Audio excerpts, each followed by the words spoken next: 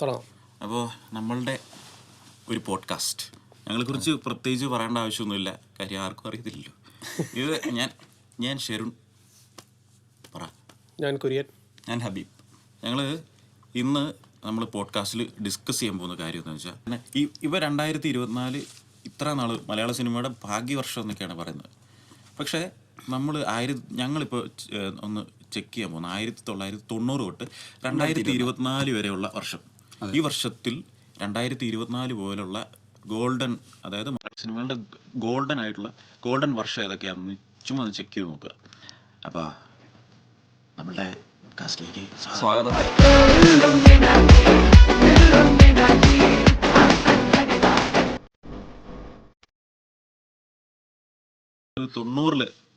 90-ലെ പറയുകയാണെങ്കിൽ ഏറ്റവും ടോപ്പ് ഹിറ്റായിട്ടുള്ള പടം ഏതൊക്കെ? 1990 എന്ന് പറയാൻ നേരത്ത് നമുക്ക് ഏറ്റവും വലിയ ഹിറ്റ് നമ്മുടെ ലാലേട്ടൻ്റെ ഹിസൈന സഫറാണ് അല്ലേ.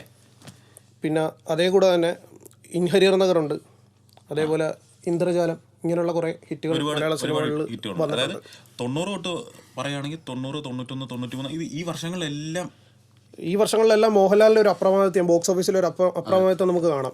ഒപ്പം തന്നെ മമ്മൂട്ടിയും പിന്നെ അതേപോലെ തന്നെ 93-ലാണ് മലയാള സിനിമയിൽ 90-കളിലെ ഏറ്റവും വലിയ സ്റ്റാറുകൾ ഉണ്ടാകുന്നത്. സുരേഷ് ഗോപി, ജയറാം, ഈ രണ്ട് താരങ്ങൾ 90-കളുടെ തുടക്കം ഉണ്ടാകുന്നുണ്ട്. ആ ടൈമിൽ 93-ൽ സുരേഷ് ഗോപി ഏകലവിൽ അഭിനയിച്ചതിന് ശേഷമാണ്, ഏകലവിൻ കൊടുത്തൊരു ഹിറ്റിന് ശേഷമാണ് സുരേഷ് ഗോപി സൂപ്പർ സ്റ്റാർ ആകുന്നത്. അതിനുശേഷം ഒപ്പം തന്നെ ജയറാം മേലേപ്പറമ്പിൽ ആൺവീട് മലയാളത്തിലെ ഒരു ടോപ്പ് സ്റ്റാർ ലെവലിലേക്ക്, ഒരു സൂപ്പർ സ്റ്റാർ എന്ന് ഇപ്പോഴും പറയാൻ പറ്റൂല, പക്ഷെ ഒരു ടോപ്പ് ലീഗ് ആക്ടറിലേക്ക് ജയറാം എത്തി. കുടുംബ പ്രേക്ഷകരായോണ്ടാണ് അങ്ങനെ പറഞ്ഞത്.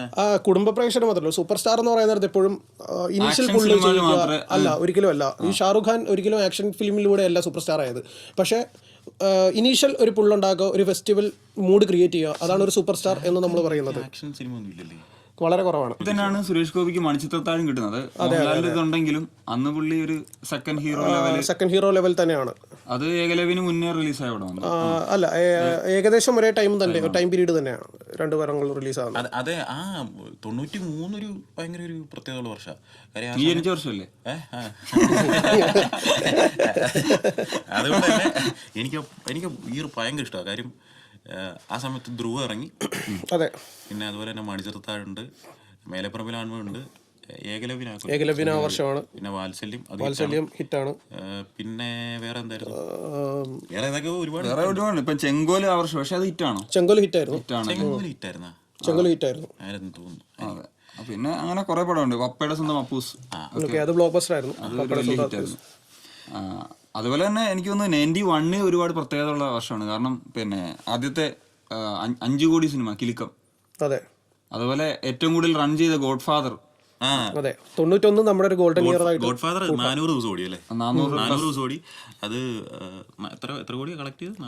ഗോഡ് ഫാദർ ഓൾമോസ്റ്റ് 4 കോടിക്ക് മുകളിൽ കളക്ട് ചെയ്ത പടമാണ്. അതേപോലെ തന്നെ ചിത്രം 5 കോടിക്ക് മുകളിൽ കളക്ട് ചെയ്തു.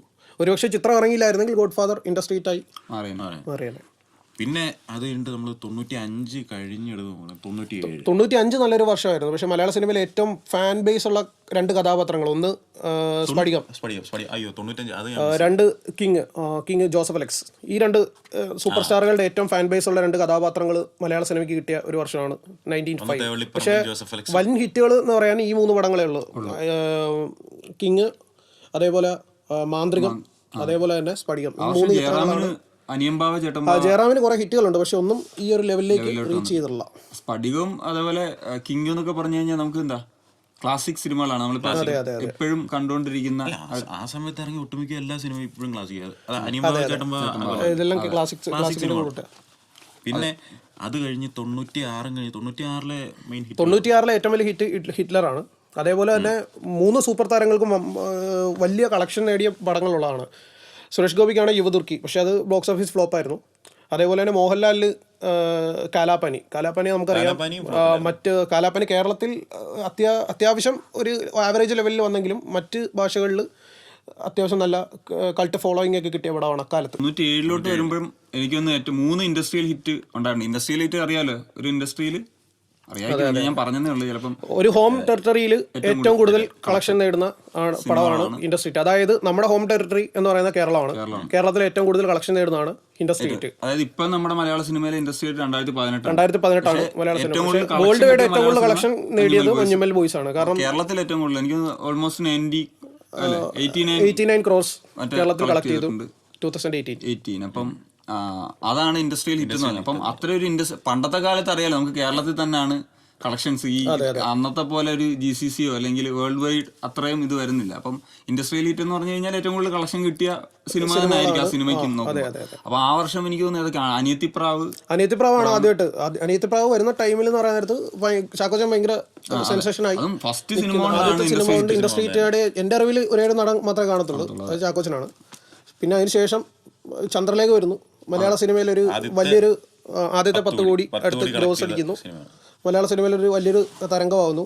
അതിന്റെ കൂടെ തന്നെ 6-ാം തമ്പുരാൻ വരുന്നു ആ വർഷം അവസാനത്തേക്ക്. അതും ഇൻഡസ്ട്രി ഹിറ്റാണ്.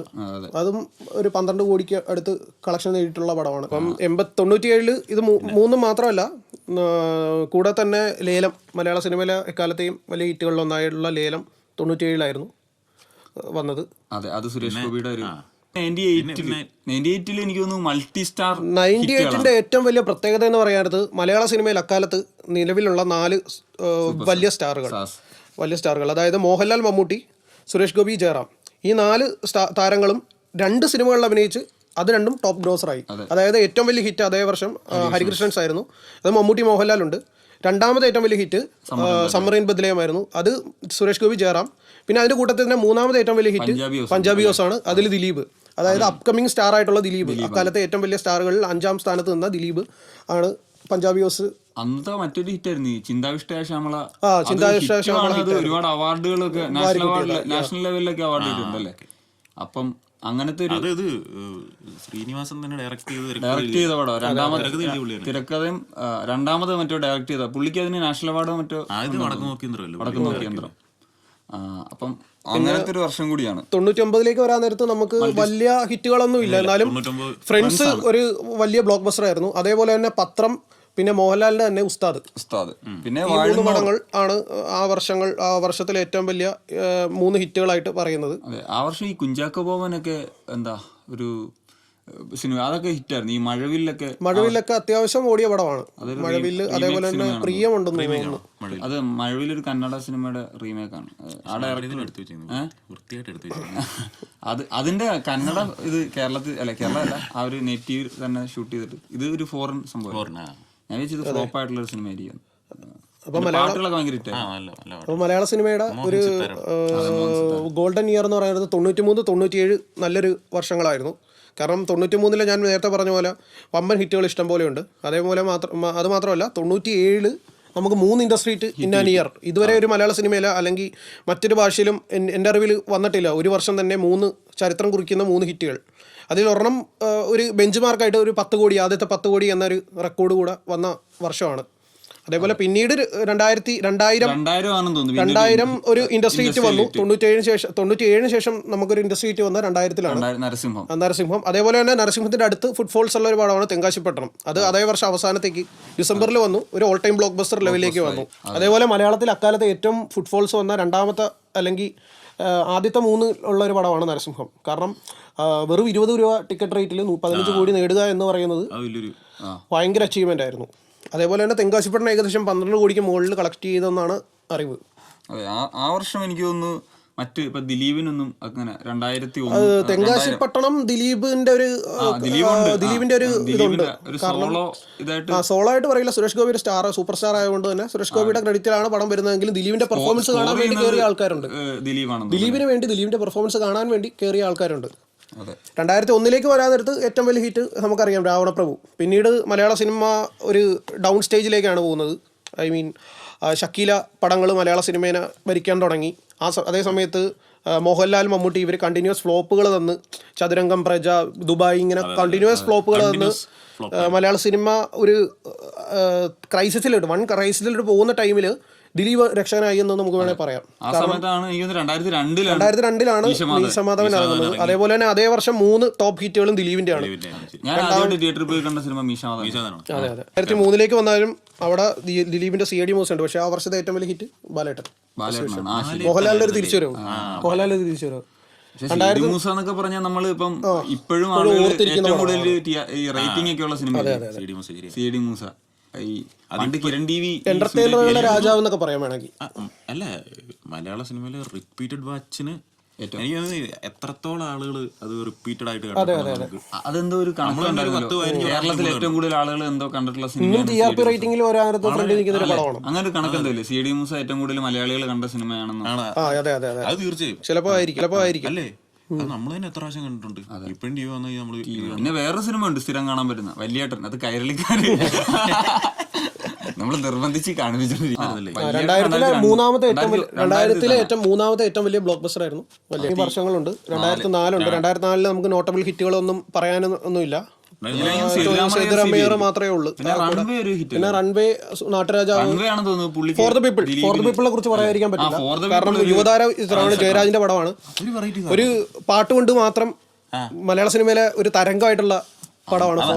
നമുക്ക് ഈ റേഡിയോയിലും ഈ ജൂക്ക് ബോക്സ് ഒക്കെ ഉണ്ട്. അതിനകത്ത് ലജ്ജാവതി എന്ന് പറയുന്ന പാട്ട് ആദ്യം കേട്ടു. അത് ആ പാട്ട് മലയാളത്തിൽ മാത്രമല്ല തമിഴിലും തെലുങ്കിലും ഒക്കെ അതിന്റെ ആ പാട്ടൊരു തരംഗമായിരുന്നു. അതിന്റെ ഒരു പ്രത്യേകത എന്ന് വെച്ച് കഴിഞ്ഞാല് ആ ജാസിഫിന്റെ ഒരു ശബ്ദം എന്ന് പറഞ്ഞു കഴിഞ്ഞാൽ ഒരു വെറൈറ്റി ശബ്ദമല്ലേ. അല്ല, ആദ്യം ഈ ശബ്ദം കേട്ട് കഴിഞ്ഞപ്പോൾ എല്ലാവരും കേട്ടു. ഇത് നമ്മള് അതായത് TV-യിലൊക്കെ ഈ പാട്ട് കേട്ട് കഴിയുമ്പോഴത്തേന് ഇത് എന്തൊരു ശബ്ദം ഇങ്ങനെ പിന്നെ അത് ആളുകൾ പിന്നെ റിപ്പീറ്റഡ് ആയിട്ട് കേട്ട് ഒടുക്കം കേട്ടതിന് ശേഷം ആളുകൾക്ക് അങ്ങോട്ട് അതൊരു ട്രെൻഡായി മാറി, ഒരു ഹരമായി മാറി. പണ്ട് ജൂക്ക് ബോക്സ് എന്നൊക്കെ പറഞ്ഞ ചാനലുണ്ട്. അതില് 4000-5000 പ്രാവശ്യം ഇന്ന് യൂട്യൂബിലൊക്കെയാണ് അത് പിന്നെ നമ്മൾ വരുന്നത് 2005-ലേക്കാണ്. മലയാള സിനിമയുടെ ചരിത്രത്തിലെ ഏറ്റവും മികച്ച വർഷത്തിൽ ഒന്നാണ് 2005. അതായത് ഞാൻ അങ്ങനെ പറയാൻ കാരണം എന്ന് പറഞ്ഞാൽ മലയാളത്തിലെ ടോപ്പ് താരങ്ങൾക്ക് എല്ലാവർക്കും ഹിറ്റുണ്ട് അതേ വർഷം. മാത്രമല്ല മലയാള സിനിമ കാത്തിരുന്നൊരു ഇൻഡസ്ട്രി ഹിറ്റ്. ഐ മീൻ ഒരു 5 years നമുക്ക് വലിയ ഹിറ്റ് ഇൻഡസ്ട്രി ഹിറ്റ് ഇല്ലാതെ നിന്ന ടൈമിൽ ഒരു ഇൻഡസ്ട്രി ഹിറ്റ് കിട്ടിയതാണ് രാജമാണിക്യം. മമ്മൂട്ടി അൻവർ റഷീദ് ടീമിൻ്റെ ആദ്യത്തെ പടം എന്ന് പറയാം. അപ്പം മമ്മൂട്ടി അൻവർ റഷീദ് ടീമിൻ്റെ രാജമാണിക്യം വരുന്നു. അതിനൊപ്പം തന്നെ കട്ടയ്ക്ക് നരൻ മോഹൻലാലിൻ്റെ ഒരുപക്ഷെ ചാന്തുവട്ടമായിട്ട് ക്ലാഷ് അടിച്ചില്ലായിരുന്നെങ്കിൽ നരൻ ചിലപ്പോൾ ഇൻഡസ്ട്രി ഹിറ്റ് ആയേനെ, നമുക്കറിയില്ല. അപ്പം പിന്നീട് അതിൻ്റെ കൂടെ തന്നെ ഉദയനാണ് താരം. നല്ലൊരു ഫാൻ ഫോളോയിങ് ഉള്ള പടമാണ് ഉദയനാണ് താരം. അതേപോലെ അത്ഭുതദ്വീപൊക്കെ ഉണ്ട്. പക്ഷെ എന്നാലും ദിലീപിന്റെ ചാന്തുവട്ടിനെ കുറിച്ച് പറയാതിരിക്കാൻ പറ്റത്തില്ല. 2005 ചാന്തുവട്ടുണ്ട്. പിന്നെ അത് മാത്രമല്ല സുരേഷ് ഗോപിയുടെ ഒരു വലിയ കംബാക്ക്. ഇനീഷ്യലൊക്കെ ഭയങ്കര രീതിയിൽ ഭയങ്കര ഒരു ഓളം സൃഷ്ടിച്ച ഭരചന്ദ്രൻ IPS. അല്ല, ആ വർഷം ഈ പറഞ്ഞതുപോലെ ഒരു എന്താ പറയാ വെറൈറ്റി ജോണറിലുള്ള സിനിമ. കലാഭവൻ മണി വരെ ഒരു ഒരു സൂപ്പർ ഹിറ്റ് ലെവലിലേക്ക് ബെൻ ജോൺസൺ വന്നിട്ടുണ്ട്. അതേപോലെ തന്നെ ലോക്ക്ഡൌണിന്റെ IS ഒരു average to above average. Rajamanikyam എന്ന് പറയുന്ന ഒരു അന്ന് വരെ എന്താ മമ്മൂട്ടിക്ക് ഒരു കോമഡി അത്ര വഴങ്ങില്ല എന്നുള്ള രീതിയിലാണ് രാജമാണിക്യം സിനിമ. അതൊരു വെറൈറ്റി ടൈപ്പ്, മലയാളത്തിൽ നമ്മൾ അങ്ങനെ കാണാത്തൊരു ടൈപ്പ് സിനിമ. അതേപോലെ ഈ അത്ഭുതദ്വീപ് നമ്മള് വേറൊരു അതേപോലെ ഈ അനന്തഭദ്രം എന്ന് പറഞ്ഞാൽ ഒരു വെറൈറ്റി. അനന്തഭദ്രം ഇറങ്ങിയ സമയത്ത് സന്തോഷ് ശിവൻ ഇന്നും ടെക്നിക്കലി ഒരു പെർഫെക്റ്റ് ആയിട്ടുള്ള ഒരു സിനിമ. അത് ഇപ്പോഴും ടെക്നിക്കലി ഭയങ്കര ഇതാണ്. കാരണം ദിഗംബരൻ എന്ന ക്യാരക്ടർ എടുത്തു പറയേണ്ട ദിഗംബരനാണ്. അതിന് ആ ക്യാരക്ടറിന് തന്നെ ഇപ്പോഴും മലയാള സിനിമകളിലെ വില്ലന്മാരുടെ കൂട്ടത്തിൽ തന്നെ ഒരു റെക്കഗ്നീഷൻ ഉള്ള ഒരു ക്യാരക്ടറാണ്. പിന്നെ ആ വർഷം മലയാള സിനിമയുടെ ഒരു ഗോൾഡൻ ഇയർ ആണ്. ഒരു ഓൾമോസ്റ്റ് ഒരു 10-25 പടമെങ്കിലും ഹിറ്റുകൾ കാണും. ഗോൾഡൻ ഇയർ 2005 2005 പടങ്ങളൊക്കെ ഒന്ന് വായിക്കാവോ? 2005 പടങ്ങൾ ഹിറ്റുകൾ നോക്കട്ടെ. രാജമാണിക്കുണ്ട്, നരനുണ്ട്, ഉദയനാണ് താരമുണ്ട്, ചാന്തുപൊട്ട്, തൊമ്മനും മക്കളും, അച്ചുവിൻ്റെ അമ്മ, ഭരചന്ദ്രൻ IPS, കൊച്ചി രാജാവ്, തന്മാത്ര, ദ ടൈഗർ 2005, പിന്നെ ബെൻ ജോൺസൺ, പിന്നെ അത്ഭുതദ്വീപ്, അനന്തഭദ്രം, രാപ്പകൽ, പാണ്ടിപ്പട, പിന്നെ Nerariyan CBI, by the people hit ആയിരുന്നു. അതേപോലെ തന്നെ ഓഫ് ദ പീപ്പിൾ ഫ്ലോപ്പായി. നേരിയ CBI ഒരു ആവറേജ് ലെവലിലേക്ക് പോയ പടമാണ്. പിന്നെ തന്മാത്ര ആക്ച്വലി ഹിറ്റ് ആയിരുന്നു, പക്ഷെ പടം അത്ര നല്ല പടമായിരുന്നു. അല്ല എന്നുള്ളൊരു അഭിപ്രായം. തന്മാത്രയെ കുറിച്ച് മെൻഷൻ ചെയ്യാൻ പറ്റത്തില്ല, ചെയ്യാതിരിക്കാൻ ആ പറ്റത്തില്ല. വർഷം തന്മാത്രയിലെ പെർഫോമൻസും ദിലീപിന്റെ പെർഫോമൻസും ആർക്ക് സ്റ്റേറ്റ് അവാർഡ് കിട്ടുക എന്നുള്ളൊരു ഇതുണ്ടായിരുന്നല്ലോ അല്ലെ. അപ്പോഴാണ് ബ്ലാക്കിന് സ്റ്റേറ്റ് അവാർഡ് അല്ല, നാഷണൽ അവാർഡ് മോഹൻലാലിന് കിട്ടുന്നതായിരുന്നു, ബ്ലാക്കിന് അമിതാഭ് ബച്ചന്. ആ വർഷമല്ലേ പിന്നെ മോഹൻലാൽ ബെസ്റ്റ് ആക്ടറും ദിലീപ് സ്പെഷ്യൽ ജൂറി കിട്ടിയത്. എനിക്ക് അതിനെ കുറിച്ച് ഷുവറല്ല, ഞാൻ ഷുവറല്ല തോന്നുന്നു. പിന്നെ 2006 തൊട്ടടുത്ത വർഷം ഒരു ക്ലാസ്മേറ്റ്സ് ഒരു ഇൻഡസ്ട്രി ഹിറ്റ് വന്നു. അതും സൂപ്പർ സ്റ്റാർസ് ഇല്ലാത്തൊരു ഇൻഡസ്ട്രി ഹിറ്റ്. ഒരു സൂപ്പർ സ്റ്റാർ എന്ന രീതിയിൽ ഒരു യുവതാര ചിത്രം എന്ന രീതിയിൽ ഇൻഡസ്ട്രി ഹിറ്റ് ആയി. പൃഥ്വിരാജ്, ജയസൂര്യ, ഇന്ദ്രജിത്ത്. അതിപ്പോഴും ഒരു ക്ലാസിക് സിനിമ എന്ന രീതിയിലാണ് എല്ലാരും കാണുന്നത്. അതിനകത്ത് പാട്ടുകളും ഈവൻ ഡ്രസ് കോഡ് വരെ, നരേന്റെ ഡ്രസ്, ആ ഒരു ഡ്രസ് വരെ ട്രെൻഡിങ് ആയിരുന്നു. അതിൽ ഒരു പിന്നാമ്പുറ കഥ വേറെ ഒരെണ്ണമുണ്ട്. അതായത് നരേന്റെ റോള് കുഞ്ചാക്കോവനെയാണ് കാസ്റ്റ് ചെയ്തത്. പുള്ളിക്ക് സംഭവം എന്ന് പറഞ്ഞാൽ പുള്ളിക്ക് ഡേറ്റിന്റെ മാത്രമല്ല, പുള്ളിയുടെ പേഴ്സണൽ ലൈഫിൽ കുറച്ച് ഇഷ്യൂസ് ഒക്കെ ഉണ്ടായിരുന്നു. സിനിമയിൽ ആക്റ്റീവ് അല്ലായിരുന്നു പുള്ളി. 2005 എനിക്ക് തോന്നുന്നു 5 ഫിംഗേഴ്സ് ആണെന്ന് തോന്നുന്നു പുള്ളി അവസാനമായിട്ട് 2005 അഭിനയിച്ച് നിർത്തി. അതിനുശേഷം പിന്നെ പുള്ളി വരുന്നത് 2009 ടൈമിലാണ്. 2020 ലോലിപോപ്പിൽ 2020 ഒരു പാട്ടിൽ ക്യാമിയോ വരുന്നുണ്ട്. അതിനുശേഷം ലോലിപോപ്പിലാണ് പുള്ളി വരുന്നത്. എക്സ്റ്റൻഡഡ് ക്യാമിയോ റോളിൽ വരുന്നുണ്ട്. 2006 അങ്ങനെ പിന്നെ വലിയ ഹിറ്റുകളില്ല. 2006 ബ്ലോക്ക് ബസ്റ്റർ ആണ്, ബ്ലോക്ക് ബസ്റ്റർ ലെവലിലേക്ക് വന്നൊരു പടമാണ് രസതന്ത്രം. അതേപോലെ തന്നെ കീർത്തി ചക്രയുണ്ട് മലയാളത്തിലെ ഒരു ആർമി, ഐ മീൻ ഒരു മേജർ രവി ചിത്രങ്ങളുടെ ഒരു തുടക്കം കീർത്തി ചക്രയിലൂടെയാണ് മലയാള സിനിമയ്ക്ക് കിട്ടുന്നത്. ചിന്താമണി കൊലക്കേസ് ഈ അടുത്ത കാലത്ത് വരെ സുരേഷ് ഗോപിയുടെ ഏറ്റവും കളക്ഷൻ കിട്ടിയ സിനിമ കിട്ടില്ല. അങ്ങനെ പറയാൻ സോളോ ആയിട്ട് പറഞ്ഞാലും പാപ്പന് മുമ്പുള്ള പുള്ളിക്ക് ഒരു ടോപ്പ് കളക്ഷൻ കിട്ടിയത്. ഭരചന്ദ്രനും ചിന്താമണി ഏകദേശം ഒരേ ലെവലിൽ ഗ്രോസ് തന്നെ അടിച്ചിട്ടുണ്ട്. ഭരചന്ദ്രനൊക്കെ ഒരു 7.5 കോടി അടുത്ത് ഗ്രോസ്. ചിന്താമണി ആയിരിക്കും, ഭരചന്ദ്രൻ കഴിഞ്ഞിട്ടില്ല ചിന്താമണി. പക്ഷെ രണ്ടും ഏകദേശം ഒരേ ലെവലിൽ തന്നെ വരുന്ന പടങ്ങളാണ്. അപ്പം ചിന്താമണി ആ ഒരു അത്രയും കളക്ഷൻ കിട്ടിയത്, അത് ചിന്താമണി സിനിമയുടെ പ്രത്യേകത പുള്ളിയുടെ ആ ഒരു ക്യാരക്ടറിനാണ്. ഒരു വലിയ ഒരു ഡയറക്ഷനും കാര്യങ്ങളോ ഒന്നും ഇല്ല, എന്നാലും ആ ഒരു സ്റ്റൈലാണല്ലേ, മുടി ഇങ്ങനെ വെച്ചിട്ട് ആ ഒരു BGM ഒക്കെ. പുള്ളി ശരിക്കും ഭ്രാന്താണെന്ന് തോന്നുന്നു. Total destruction. എന്നിട്ട് പെണ്ണുങ്ങളുടെ വീട്ടിൽ കയറിട്ട് കണ്ണാടി അടിച്ചു പൊട്ടിക്കുക. അതില് പുള്ളി അഴിഞ്ഞാടാൻ വിട്ട പടമാണ്. അതെ, പിന്നീട് സുരേഷ് ഗോപി ഹൈലസയിലൊക്കെ പോയി ഒരുമാതിരി കൾട്ട് സ്റ്റാറായി. പിന്നീട് വരുന്ന ഒരു പടങ്ങളും പുള്ളിയുടെ ഹിറ്റ് ആകുന്നില്ല. പിന്നെ പുള്ളി അങ്ങ് സൈഡായി. പുള്ളിക്ക് ഒരു ഫ്ലോപ്പുകൾ സ്ഥിരം വരാൻ തുടങ്ങി. കാഞ്ചീപുരത്തെ കല്യാണം 2010 ആണ്. അതിനു മുമ്പ് പുള്ളികള് ബോംബുകൾ പൊട്ടിച്ചിട്ടുണ്ട്. ഐ മീൻ കിച്ചാമണി MBA, ഇതിനെ കുറിച്ച് പറയാതിരിക്കാൻ പറ്റത്തില്ല. സുരേഷ് ഗോപി ഒരു കോമഡി ലെവലിലേക്ക് വന്ന് രാജമാണിക്യം അല്ലെങ്കിൽ മോഹൻലാൽ ചെയ്ത ചോട്ടാ മുംബൈ പോലൊരു ക്യാരക്ടറിലേക്ക് കൊണ്ടുവരാൻ നോക്കി പാളിപ്പോയ പടമാണ് കിച്ചാമണി MBA. അതേപോലെ കുറച്ച് പടങ്ങൾ ബ്ലാക്ക് ആറ്റിനെ കുറിച്ച് നമുക്ക് ഓർക്കാൻ പോലും പറ്റൂല. 2006 വിനയന്റെ പടം. വിനയന്റെ എനിക്ക് തോന്നുന്നു വിനയൻ ആ പടം കൊണ്ട് ഫീൽഡ് ഔട്ട് ആവുകയായിരുന്നു. അതിനുശേഷം പുള്ളിക്കൊരു തിരിഞ്ഞുനോട്ടം മലയാള സിനിമയിൽ ഉണ്ടായിരുന്നു. 2007 വരാൻ നേരത്ത് നമുക്ക് മായാവി ഹലോയാണ്. ഇത് തന്നെയാണ് വിനോദയാത്ര. പിന്നെ അല്ല, 3-ാം സ്ഥാനത്ത് ചോക്ലേറ്റ്, 4-ാം സ്ഥാനം കൊണ്ടുപോയിരിക്കുന്നത് ചോട്ടാ മുംബൈ. കാരണം വിനോദയാത്ര 5-ാം സ്ഥാനം. ഇതെല്ലാം അത്യാവശ്യം ഹിറ്റുകളായിരുന്നു. അതെ. പിന്നെ പോരാഞ്ഞിട്ട് നോട്ട്ബുക്ക് ഉണ്ടായിരുന്നു. നോട്ട്ബുക്ക് 2006 ഈ നാദിയ കൊല്ലപ്പെട്ട രാത്രി 2007 അത് ഹിറ്റായിരുന്നു.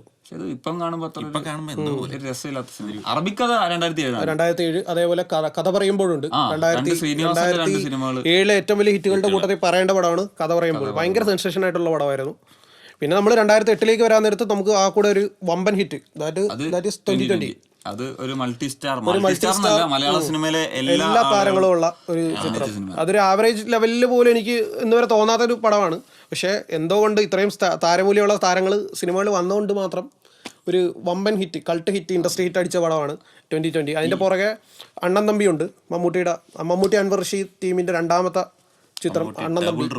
ഈ 2020 കാര്യം പറയുമ്പോഴേ, ഞാൻ ഈ 2020 തിയേറ്ററിൽ പോയി കണ്ട സിനിമ അത് അന്നൊക്കെ നമുക്ക് ഈ ബുക്ക് മൈ ഷോ ഒന്നും ഇല്ലല്ലോ. അപ്പം നമ്മൾ അവിടെ ചെന്ന് ടിക്കറ്റ് എടുക്കണം. അപ്പം ആദ്യം 3-ാമത്തെ ദിവസം മറ്റോ പോയത്. അപ്പം ഇങ്ങനെ ഒരു ജനസാഗരം, തിയേറ്ററിലല്ല, തിയേറ്ററിന്റെ വെളിയിലുള്ള റോഡ് മുഴുവൻ ഇങ്ങനെ ജനസാഗരമായിട്ട് നിൽക്കും ഇങ്ങനെ ആളുകൾ. അത് കഴിഞ്ഞ് ടിക്കറ്റ് കിട്ടിയില്ലെന്ന്, അത് കഴിഞ്ഞ് രണ്ടാമത്തെ അടുത്ത ആഴ്ച പോയി, എന്നിട്ടും ടിക്കറ്റ് കിട്ടാനില്ല. അങ്ങനെ എനിക്ക് തോന്നുന്നത് പിന്നെ കുറച്ച് പയ്യെ പോകാമെന്നുള്ള രീതിയിൽ, അന്ന് നമ്മൾ ചെറുതാണല്ലോ, അപ്പോൾ ഇതുപോലെ വീട്ടിൽ നിന്നാണ് പോകുന്നത്. അപ്പം എനിക്ക് തോന്നുന്നു ഒരു മാസമൊക്കെ കഴിഞ്ഞിട്ടാണ് ടിക്കറ്റ് കിട്ടുന്നത്. കാരണം അത്രയും ഈ അന്നൊക്കെ ഫാൻസ് ഭയങ്കര ഫൈറ്റ് ആണല്ലോ. ഇപ്പം പോസ്റ്ററിനകത്ത് മമ്മൂട്ടി നടുക്ക് വന്നു എന്ന് പറഞ്ഞിട്ട് കുറെ പ്രശ്നങ്ങളുണ്ടായിരുന്നു. സിനിമയ്ക്കകത്ത് അങ്ങനെ അല്ലെന്ന് പറഞ്ഞിട്ട് ഒരു കാര്യം എന്ന് പറയാൻ നേരത്ത് മോഹൻലാൽ ഫാൻസ് ബഹിഷ്കരിച്ചാണ്, മോഹൻലാലിനെ നടുക്ക് നിർത്തിയില്ല എന്ന് പറഞ്ഞു. പക്ഷെ പടം ഇറങ്ങി കഴിഞ്ഞാൽ മമ്മൂട്ടി ഫാൻസാണ് പടത്തെ ബഹിഷ്കരിക്കുന്നത്. മമ്മൂട്ടി സൈഡായെന്ന് പറഞ്ഞ് വേറെന്ത് വിവാദമില്ല. ഈ സുരേഷ് ഗോപി ഇന്റർവ്യൂ പറഞ്ഞിട്ടാണ്, അതായത് അവരുടെ ഈ മറ്റ് സൂപ്പർ സ്റ്റാർസിന്റെ കാരണം പുള്ളി ഇതിനകത്ത് കുറെ സാക്രിഫൈസ് ചെയ്തു, പുള്ളിയുടെ എന്തോ സീൻസ് ഒക്കെ കുറച്ചു അങ്ങനെ എന്തൊക്കെയോ സംഭവിച്ചു. അറിയില്ലോ നമുക്ക് 2020 അതിനേക്കാളും നല്ല റോളായിരുന്നു എന്നുള്ള സംഭവം. 2020 എന്ന് പറയുന്ന നേരത്ത് ഭയങ്കര ജനത്തിരക്കുണ്ടെന്ന് പറഞ്ഞാലും ഒരു ഫുട്ഫോൾസ് ലെവലിലേക്കൊന്നും വരാത്ത പടമാണ്. ഒരു 22 കോടി കേരളത്തിൽ മാത്രം, ഇല്ല 23 കോടി അടുത്ത് കേരളത്തിൽ മാത്രം കളക്ട് ചെയ്ത പടമാണ്. അതായത് നരസിംഹോ അല്ലെങ്കിൽ രാജമാണിക്യം ലെവലിലേക്ക് ഒരു ഫുട്ഫോൾസ് മാത്രമേ വന്നിട്ടുള്ളൂ. നരസിംഹ ലെവലിലേക്കൊന്നും വന്നില്ല, രാജമാണിക്യം ലെവലിലേക്ക് വന്നുള്ള ഒരു ഫുട്ഫോൾസ് വന്നിട്ടുള്ള പടമാണ് 2020. 2009 എനിക്ക് തോന്നുന്നു പഴശ്ശിരാജ ഒരു ഏറ്റവും ബിഗ് ബഡ്ജറ്റ് സിനിമ ആയിരുന്നല്ലേ ആ സമയത്ത്. 27 കോടി. അത് ആ സിനിമ പക്ഷേ കളക്ഷൻ നേടിയെങ്കിലും പഴശ്ശിരാജ ഒരു അന്യഭാഷകളിൽ ഒരു ബോംബായിരുന്നു, വലിയൊരു ഹിറ്റോ കാര്യങ്ങളോ ഒന്നും അല്ലായിരുന്നു. കേരളത്തിൽ മാത്രം കേരളത്തിലൊരു തരംഗമായി. അതിന്റെ പ്രത്യേകത ആ സമയത്ത് കുറെ നാളത്തേക്ക് നല്ല സിനിമകൾ ഇല്ലായിരുന്നു. അതായത് കാലത്ത് മലയാള സിനിമയിൽ ഏറ്റവും കൂടുതൽ ബിസിനസ് നടത്തിയ പടമാണ് പഴശ്ശിരാജ. ഒരു 2020 ഉള്ളതുകൊണ്ട് മാത്രം ഒരു ഇൻഡസ്ട്രി ഇട്ടടിക്കാൻ പറ്റിയില്ല. അത് മാത്രമല്ല ഒരു പ്രീ റിലീസ് ബസ്സും ഒരു ബിസിനസ്സും പിന്നെ ഒരു ഫസ്റ്റ് ഡേ റെക്കോർഡും ഒക്കെ നേടിയൊരു പടമാണ് പഴശ്ശിരാജ. 125 സ്ക്രീനിൽ കേരളത്തിൽ റിലീസ് ചെയ്ത പടമാണ്. അന്നത്തെ വലിയ സ്കെയിലിൽ ഷൂട്ട് ചെയ്തൊരു പടമല്ലേ. അതെ അതെ, 20 കോടി അടുത്ത് ബഡ്ജറ്റ്. ഉപയോഗിച്ചൊരു പടമാണ്. പക്ഷെ ശരത് കുമാറിന്റെ റോളാണ് ആ പടത്തിൽ. ശരത് കുമാറാണ് ആ റോള് സുരേഷ് ഗോപി ചെയ്യാണ്ടിരുന്നതാണെന്ന് എന്തോ അങ്ങനെ ഒരു അല്ലെ, സുരേഷ് ഗോപി ചെയ്യാണ്ടിരുന്നതാണെന്ന് ആ ഒരു വർഷം. പിന്നെ ടു ഹരിഹർ നഗർ ഭയങ്കര അതെ, അത് അന്ന് തിയേറ്ററിലൊക്കെ ഭയങ്കര ഹിറ്റാണ്. അതേപോലെ ഭാഗ്യദേവത ഉണ്ടായിരുന്നു. പൃഥ്വിരാജിനെ ഇതില് മെൻഷൻ ചെയ്യേണ്ട, പൃഥ്വിരാജിന് ഒരു യങ് സൂപ്പർ സ്റ്റാർ എന്ന ലെവലിലേക്ക് പുള്ളിയെ കൊണ്ടുവന്ന പുതിയ മുഖം. വലിയ ഹിറ്റ് അല്ലെങ്കിലും പുള്ളിക്കൊരു ഓളം അല്ലെങ്കിൽ പുള്ളിക്കൊരു റെക്കഗ്നീഷൻ ഉണ്ടാക്കി കൊടുത്ത പടമാണ് പുതിയ മുഖം. അത് കഴിഞ്ഞ് ദിലീപിന്റെ എനിക്ക് തോന്നുന്നു ആ വർഷം പാസഞ്ചർ മാത്രം ഒരു ഹിറ്റ് ആയിട്ടുള്ളത്. അത് പക്ഷെ നല്ല പടമായിരുന്നു. ദിലീപിന്റെ എന്താ പറയാ സ്ഥിരം പാറ്റേൺ മാറി വന്ന പടമാണ്. അതല്ല, അത് ഈ പറഞ്ഞ ഈ ഒരു ന്യൂ ജനറേഷൻ സിനിമകളിൽ ആ ഒരു ഇതിലൊക്കെ വെക്കാൻ പറ്റുന്ന ഒരു പടമാണ് അല്ലേ ആ ഒരു ഇതില്. പിന്നെ 2010 എന്ന വർഷം, 2010 നമുക്ക് ദിലീപിന്റെ ഒരു വർഷമായിട്ട് നമുക്ക് കൂട്ടാം. കാരണം മേരിക്കൊണ്ടൊരു കുഞ്ഞാടുണ്ട്, കാര്യസ്ഥനുണ്ട്, പാപ്പിയപ്പച്ചുണ്ട്. പക്ഷേ ഇതിനൊപ്പം തന്നെ മമ്മൂട്ടിയുടെ ഒരു പോക്കിരി രാജ, മമ്മൂട്ടി പൃഥ്വിരാജ് ടീമിൻ്റെ ഒരു പോക്കിരി രാജ ആണ് ആ വർഷം ഏറ്റവും കൂടുതൽ കളക്ട് ചെയ്ത. ഇത് പല തർക്കങ്ങളും നടക്കുന്നുണ്ട്. മേരിക്കൊണ്ടൊരു കുഞ്ഞാട് ആണെന്ന് ദിലീപ് ഫാൻസ് അവകാശപ്പെടുന്നു, അതേപോലെ തന്നെ പോക്കിരി രാജ ആണെന്ന് മമ്മൂട്ടിയും പൃഥ്വിരാജ് ഫാൻസും ആണെന്ന് എനിക്കും അതിനെക്കുറിച്ചൊരു ഡൗട്ടുണ്ട്. പക്ഷേ ഇനീഷ്യൽസ് എല്ലാം പോക്കിരി രാജയായിരുന്നു. അത് മേരിക്കൊണ്ടൊരു കുഞ്ഞാടിന് ഇഷ്ടംപോലെ ഫാമിലി ഒരു ലോങ് റൺ കിട്ടിയത് മേരിക്കൊണ്ടൊരു കുഞ്ഞാടാണെന്ന് തോന്നുന്നു. പിന്നെ ആ വർഷം ഇൻഗോസ്റ്റ് ഹൗസിൻ ഇറങ്ങിയിട്ട് അതും ഇൻഗോസ്റ്റ് ഹൗസൻ ഹിറ്റ്, സൂപ്പർ ഹിറ്റ് ലെവലിലേക്ക് വന്ന പടമാണ്. പിന്നെ മോഹൻലാലിന് ഷിക്കാർ ഉണ്ടായിരുന്നു. സൂപ്പർ ഹിറ്റ് ആണ്. അതായത് ആദ്യത്തെ ഒരാഴ്ച ഷിക്കാർ എന്ന് പറഞ്ഞ ടോപ്പ് 5 ഗ്രോസറിലുള്ള പടമാണ് ഷിക്കാർ. 2010 ആ സമയത്ത് തന്നെയാണ് തോന്നുന്നു പ്രാഞ്ചിയേട്ടൻ ഇറങ്ങി. അതെ, പ്രാഞ്ചിയേട്ടൻ ആദ്യം പ്രാഞ്ചിയേട്ടൻ ബോക്സ് ഓഫീസ് ഫ്ലോപ്പ് ആണെന്നാണ് അതിന്റെ പ്രൊഡ്യൂസറായിട്ട് രഞ്ജിത്ത് പറയുന്നത്. 2010 ഇതിന്റെ കൂടെ തന്നെ. അതെന്ന് പറഞ്ഞാൽ ഞാൻ പറഞ്ഞതെന്ന് വെച്ചാൽ ആ സമയത്ത് പ്രാഞ്ചിയേട്ടന് ആദ്യം ഒരു അക്സെപ്റ്റൻസ് ഇല്ലായിരുന്നു. പ്രാഞ്ചിയേട്ടൻ ഇതെന്ത് പയ്യാണ്. പിന്നെ അത് പതുക്കെ ആളുകൾ കയറാൻ തുടങ്ങി. അത് ഈ പറഞ്ഞ പോലെ ഈ രാജമാണിക്യത്തിന് ശേഷം എന്താ വേറൊരു ടൈപ്പ് ഓഫ് കോമഡി വർക്ക്ഔട്ട് ചെയ്യാൻ, എന്താ സ്ലാങ്. രാജമാണിക്യം തിരുവനന്തപുരം സ്ലാങ് ആണ് പുള്ളി പിടിക്കുന്നതെങ്കിൽ ഇതിൽ തൃശ്ശൂർ സ്ലാങ് ചെയ്തിട്ടുണ്ട്. അത് ഈ പറഞ്ഞ ഒരു ക്ലാസിക് സിനിമയായിട്ട്. അതേപോലെ തന്നെ ബെസ്റ്റ് ആക്ടർ ഇറങ്ങുന്നത് 2010 പക്ഷെ അത് വലിയ ഒരു ഹിറ്റ് ആയില്ല, വലിയൊരു തരംഗം ആയില്ല. പുള്ളിയുടെ ലുക്കും പാട്ടുകളും ഒക്കെ ഹിറ്റ് ആയെങ്കിലും പടം ഒരു ലോങ് റണ്ണിൽ പരാജയപ്പെട്ടു. പടം ഹിറ്റാണ്, പക്ഷെ ലെവലിലേക്ക് പോകും. മമ്മൂട്ടിക്ക് ബെസ്റ്റ് ആക്ടറിന് ശേഷം ഭയങ്കര ക്രൈസിസ് ഉണ്ട്. മമ്മൂട്ടിക്ക് ബെസ്റ്റ് ആക്ടർ കഴിഞ്ഞിട്ട് മമ്മൂട്ടി ഹിറ്റ് ഇല്ലാത്ത ഒരു വർഷങ്ങളാണ് 2015 വരെ ഒരു ടൈം. അതില് ക്ലീറ്റസ് ഉണ്ട്, ഇമ്മാനുവലും ഉണ്ട്, പിന്നെ രാജാതിരാജ ഒരു ഹിറ്റാണ്. ഈ 3 പടങ്ങളാണ് മമ്മൂട്ടി ഹിറ്റ് ലെവലിലേക്ക് വന്നിരിക്കുന്നത്. പക്ഷേ ഈ പറഞ്ഞ പോലെ ഈ മുന്നറിയിപ്പൊക്കെ ആ ഒരു സമയത്ത് ഇറങ്ങി, വർഷം മുന്നറിയിപ്പൊക്കെ ഇറങ്ങിയ ടൈമാണ്. പക്ഷെ അതൊന്നും ഹിറ്റുകളായില്ല. വേറെ ലെവലാണ്. ഇപ്പൊ ഈ ഭ്രമയുഗമൊക്കെ പോലെ ഇങ്ങനെ പ്രമേയത്തിനേക്കാൾ ആ ഒരു ഇത് ആ കിട്ടിയ ഒരു വേറെ റേഞ്ച് ഒരു അഭിനയമായിരുന്നു അത്. കാര്യം അത്രയും നാളും കാണാത്തൊരു മമ്മൂട്ടി. അതെ അതെ അതെ. സി.കെ. രാഘവൻ എന്ന ക്യാരക്ടർ. അതെ, അതിപ്പോഴും അവസാനം ഒരു ചിരിയുണ്ട് ആ സിനിമ അത് ഒരു കാര്യമുണ്ട്. ഈ മുന്നറിയിപ്പിന് കളക്ഷൻ കുറയാൻ അന്നത്തെ ഒരു കാരണം, ആ മുന്നറിയിപ്പ് ഇറങ്ങി 2 ആഴ്ച കഴിഞ്ഞപ്പോഴാണ് രാജാതിരാജ് ഇറങ്ങുന്നത്. അതെ. അന്ന് ഈ മമ്മൂട്ടിയുടെ അടുപ്പിച്ചടുപ്പിച്ച് പടങ്ങൾ വന്നോണ്ടിരിക്കുകയാണ്. ഒരു വർഷം 7-10 വർഷം പടങ്ങൾ. കുഞ്ഞനന്തന്റെ കട ഇതേപോലെ ഏതാണ്ട് സിനിമകളൊക്കെ അടുപ്പിച്ചടുപ്പിച്ച് വന്നിട്ടുണ്ട്. ഈ മമ്മൂട്ടിയുടെ സിനിമകൾ ബാല്യകാല എല്ലാം ഒരു തണുപ്പും മറ്റ് സിനിമകൾ എല്ലാം അത് ഒന്നിനും അപ്പൊ കളക്ഷൻ കിട്ടും. ട്രെയിൻ, ബോംബെ മാർച്ച്, പിന്നെ കോബ്ര, താപ്പാന, പിന്നെ മെട്രോ, അങ്ങനെ മെട്രോ ഉണ്ട്. ഈ വി കെ പ്രകാശ്, മെട്രോ ദിലീപിന്റെ, V K Prakash silence. Silence ദൃശ്യത്തിന്റെ കൂടെ വന്ന് സൈലന്റ് ആയിട്ട് അങ്ങ് പോയി. സൈലൻസ് 2013. ഇപ്പൊ 2011 പറയുമ്പോഴത്തേക്കും എനിക്ക് തോന്നുന്നു ഒരു മലയാള സിനിമയിലെ ഒരു ന്യൂ വേവ് അല്ലെങ്കിൽ ന്യൂ ജനറേഷൻ സിനിമ എന്ന് പറയുന്ന ഒരു വേവ് കൊണ്ടുവന്നത് 2011 വർഷം. ട്രാഫിക്, ചാപ്പാക്കുരിശ് 2010 ലാസ്റ്റത്തേക്കാണ്. നല്ല 2011 നമുക്ക് ഇത് ചെയ്യാം. പിന്നെ സാൾട്ട് ആൻഡ് പെപ്പർ ഉണ്ട്. സോൾട്ട് ആൻഡ് പെപ്പറൊക്കെയാണ് ഒരു വേറൊരു രീതിയിലേക്ക് കൊണ്ടുവന്നത്. അത്ര നാളും ഈ സൂപ്പർ സ്റ്റാറിന്റെ സിനിമയിൽ മാത്രം, അല്ല ആ സിനിമകൾക്ക് മാത്രം ആളുകൾ കേരളത്തിലായിരുന്നു. ആളുകൾ എന്നാ ഒന്ന് പരീക്ഷിക്കാൻ വേണ്ടിയാണ് ഈ സോൾട്ട് ആൻഡ് പെപ്പറിൽ ആളുകൾ അക്സെപ്റ്റ് ചെയ്ത്. അത് വലിയൊരു തരംഗമായിരുന്നു. ആഷിഖ് കപൂർ, പക്ഷേ അന്നും 2011 ആഷിഖ് കപൂറിന് ശ്രദ്ധിക്കപ്പെട്ട സാൾട്ട് ആൻഡ് പേപ്പറിലൂടെ, പിന്നെ 22 FK. അപ്പോൾ ഈ 2011 കാര്യം പറയാൻ നേരത്ത് 2011 മലയാള സിനിമയിൽ ക്രാപ്പായിട്ടുള്ള ഒരു വർഷമാണ് 2011. കാരണം ആ വർഷത്തെ ഏറ്റവും വലിയ ഗ്രോസറി ക്രിസ്ത്യൻ ബ്രദേഴ്സാണ്. ക്രിസ്ത്യൻ ബ്രദേഴ്സിനെ അറിയാമല്ലോ, നമ്മളെല്ലാവരും ട്രോളിക്കൊന്നുള്ള പടമാണ്. അതേപോലെ തന്നെ ജയറാമിന്റെ കുഞ്ചാക്കോ ബോബന്റെ സീനിയേഴ്സ് ഉണ്ട്. പിന്നെ അതേപോലെ അതേ വർഷം ഉറുമി 2011 പക്ഷെ അത് വലിയ ഹിറ്റ് ആയില്ല. പക്ഷെ അതൊരു പറഞ്ഞതുപോലെ നല്ലൊരു ക്ലാസിക്കൽ ഒരു വിഷ്വലി ഒരു പക്ക ട്രീറ്റ് ആയിട്ടുള്ള സമയത്ത് ഒക്കെ പറ്റിയ പടം, അല്ലെങ്കിൽ കുറച്ച് വർഷത്തിന് ശേഷം ഇറങ്ങേണ്ട ഒരു. അതേപോലെ ഒരു ക്രാപ്പ് പടമാണ് ചൈന ടൗൺ. അതും പക്ഷേ ഒരു ഇനിഷ്യൽ വെച്ചിട്ടാണ്. ചൈന ടൗണും മൂന്നാമത്തെ ഏറ്റവും വലിയ ഗ്രോസറാണ് അതേ വർഷം. എനിക്ക് തോന്നുന്നു ആ വർഷം ടോപ്പ് 5 എടുത്താൽ സീനിയേഴ്സ് മാത്രമേ കാണൂ. ഒരു നല്ലൊരു സിനിമയായിട്ട് ഈ ചൈന ടൗണൊക്കെ നമുക്ക് അവരുടെ ആക്ടേഴ്സിന്റെ പെർഫോമൻസും മോശമായിരുന്നു. നല്ല ഓവറായിരുന്നു. അതെ, മത്സരിച്ച് അത് ഏതൊരു സിനിമയുടെ റീമേക്ക് ആണ്, അൺഒഫീഷ്യൽ റീമേക്ക് ആണെന്ന്, ഹാങ് ഓവർ അങ്ങനെ എന്തോ ഇംഗ്ലീഷ് സിനിമയുടെ റീമേക്ക് ആണെന്ന് കേട്ടിട്ടുണ്ട്. അതെല്ലാരും മത്സരിച്ചു. പിന്നെ 2012 ആക്ച്വലി ഉണ്ടല്ലോ, അത് അന്ന് ഒരുപാട് നല്ല സിനിമകൾ ഇറങ്ങിയ വർഷമാണ്. ഞാൻ ഏറ്റവും കൂടുതൽ തിയേറ്ററിൽ പോയി സിനിമകൾ കണ്ടിട്ടുള്ള വർഷമാണ് 2012. അങ്ങനെ നോക്കിക്കഴിഞ്ഞാൽ കുറെ നല്ല സിനിമകളുണ്ട്. അത് ഈ പറഞ്ഞതുപോലെ ഫഹദ് ഫാസിലിന്റെ ഒക്കെ ഒരു ഉദയം, കാരണം ചാപ്പാക്കുരിശ് കഴിഞ്ഞ് 22 FK അടുപ്പിച്ച് 2 ഹിറ്റുകളായിട്ടുള്ള സിനിമയാണ്. അതിനൊപ്പം തന്നെ പുള്ളി ടൂർണമെന്റ് എന്ന് പറഞ്ഞ പടത്തിലൊക്കെ ചെയ്തതാണ്. അത് അത്യാവശ്യം കണ്ടിരിക്കാവുന്ന പടമാണ്. അതെ, പിന്നെ എനിക്ക് ദുൽഖർ സൽമാന്റെ ഫസ്റ്റ് സിനിമ സെക്കൻഡ് ഷോ ഒരു താരോദയമാണ്. അതേപോലെ നമ്മൾ മെൻഷൻ ചെയ്യാത്ത ഒന്നാണ് 2010 നിവിൻ പോളി വരുന്നത്. മലർവാടിയിലൂടെ പുള്ളിയുടെ ഒരു താരോദയം വരുന്നു. പിന്നെ 2012 ദുൽഖർ സൽമാൻ വരുന്നു. അതിന്റെ കൂടെ തന്നെ ദുൽഖറിന് ഒരു ഏറ്റവും വലിയ ഹിറ്റ് എന്ന് പറയുന്ന ഒരു ഉത്സാഹ ഹോട്ടൽ ഉണ്ട് അതേ വർഷം. 2012 ഏറ്റവും വലിയ ഹിറ്റ് നമ്മളെല്ലാരും ട്രോളി ചെയ്യുന്ന മായാമോഹിനിയാണ്.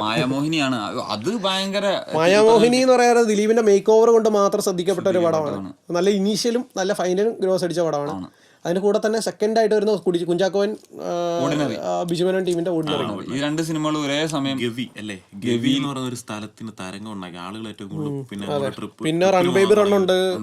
തട്ടത്തെമറയത്ത് ഒരു യൂത്തിന്റെ ഇടയിൽ ഒരു ക്രേസ് ഉണ്ടാക്കിയ ഒരു പടമാണ് തട്ടത്തെമറയത്ത്. ഈ എനിക്ക് മോഹൻലാലിന്റെ നല്ല കുറച്ച് സിനിമകളുള്ള വർഷം 2012. കാരണം ഈ റൺ ബേബി റൺ ആണ് ഭയങ്കര ഹിറ്റ് ആയത്. പക്ഷെ സ്പിരിറ്റും ഗ്രാൻഡ് മാസ്റ്ററും, ഈ ഗ്രാൻഡ് മാസ്റ്റർ മലയാള സിനിമയിൽ ഈ ഒരു സീരിയൽ കില്ലിങ്ങിന്റെ ഒക്കെ ട്രെൻഡ് അല്ലേ.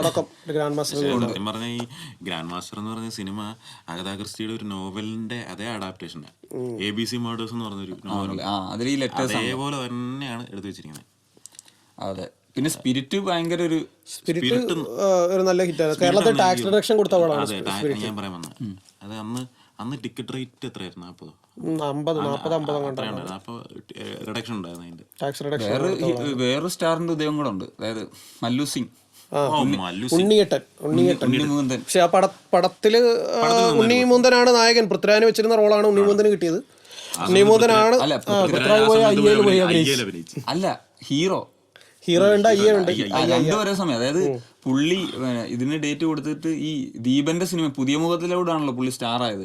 അന്ന് അങ്ങനെ ഒരു ഇത് നമുക്ക് ഈ മാഗസിനിലൊക്കെ വായിച്ചുള്ള അറിവ്. അതായത് അങ്ങനെ പുള്ളിയുടെ ആ ഒരു കമ്മിറ്റ്മെന്റ് കൊണ്ട് പുള്ളി ഈ ഹീറോയും മല്ലു സിംഗ് ഒന്ന് ഏതാണ്ട് ഒരേ സമയം റിലീസായ സിനിമ. എന്നിട്ട് ഹീറോ ഭയങ്കര ഫ്ലോപ്പ് ആയിരുന്നല്ലോ. ഹീറോ ഫ്ലോപ്പായിരുന്നു. ഹീറോ ഭയങ്കര ഫ്ലോപ്പ്. പുള്ളി അതിനകത്താണ് ഭയങ്കര ആ സമയത്താണ് പൃഥ്വിരാജിനെതിരെ ഒരു ഹെയ്റ്റ് ക്യാമ്പയിൻ ഒക്കെ വന്നിരുന്ന ടൈമാണ്. 2010 ലാസ്റ്റ് ടു 2011-12 ആ ടൈമിൽ. പക്ഷെ പുള്ളിക്ക് മാണിക്കക്കല്ലും ഇന്ത്യൻ റുപ്പിയും പോലുള്ള 2012 അയാളും ഞാനും തമ്മിൽ വന്നപ്പോഴാണ് രാജപ്പൻ എന്ന പേര് മാറി രാജുവേട്ടൻ എന്ന രീതിയിലായിട്ട് ആൾക്കാർ വന്നിരിക്കുന്നത്. പണ്ട് ഈ ഫേസ്ബുക്കിലൊക്കെ എന്തൊരു ക്യാമ്പയിൻ ആയിരുന്നു. രാജപ്പനെ ആൾക്കൂട്ടം തല്ലി മലയാളത്തിലെ പ്രമുഖ നായക നടന്മാരുൾപ്പെടെയുള്ള ആളുകൾ ഷെയർ ചെയ്തിട്ടുണ്ട്. നായകന്മാരും നായികമാരും പലരും ഉൾപ്പെടെ ഹെയ്റ്റ് ക്യാമ്പയിൻ നടത്തിയിട്ടുണ്ട്. അതെ. അല്ല, വേറൊരു ഹിറ്റുണ്ട്. ഈ 2012 ഡിസംബറിൽ മമ്മൂട്ടിയുടെ ബാവൂട്ടിയുടെ നാമത്തിലും കർമ്മയോധം ഇറങ്ങി. പക്ഷെ ഹിറ്റായത് ഡാത്തടിയായിരുന്നു 2012. രണ്ടും ബോംബായിരുന്നല്ലേ? അതെ, രണ്ട് സിനിമ ഹിറ്റായി. ബാവൂട്ടി കർമ്മയോധ ഭയങ്കര ഫ്ലോപ്പ് ആയി പോയി. എന്നിട്ട് ഈ പറഞ്ഞ ഡാത്തടിയ ഒരു പുതിയ, അതേപോലെ നമുക്ക് മെൻഷൻ ചെയ്യാതിരിക്കേണ്ട പടമാണ് കാസിനോവ. നമ്മൾ ഓർക്കേണ്ട 2012 ജനുവരി 26 വന്ന പടമാണ്. അതിന്റെ അനൗൺസ്മെന്റ് 2007 എനിക്ക് ഒരു ഐപോഡ് ഉണ്ടായിരുന്നു. ആ ഐപോഡിനകത്ത് ഈ കാസിനോവയിലെ പാട്ടുണ്ടായിരുന്നു. അത് കഴിഞ്ഞ് 5 വർഷം കഴിഞ്ഞിട്ടാണ് ഈ സിനിമ. സ്ക്രിപ്റ്റ് തിരുത്തി ഭയങ്കര ഇഷ്യൂ എന്തോ സംഭവമൊക്കെ ഉണ്ടായി. അതിനുശേഷം വരുന്ന കാസിനോവ ഫ്ലോപ്പാണ്. മലയാളത്തിലെ അന്നത്തെ കാലത്തെ ഏറ്റവും വലിയ ബഡ്ജറ്റ് പടമാണ്, ഏറ്റവും വലിയ ഡിസാസ്റ്ററുകളിൽ ഒന്നാണ്. പക്ഷെ വമ്പൻ ഇനീഷ്യൽ കളക്ഷൻ ആയിരുന്നു. ആ പടത്തിന്റെ ഇനീഷ്യൽ കളക്ഷൻ എനിക്ക് പൊട്ടിച്ചതെന്ന് തോന്നുന്നു.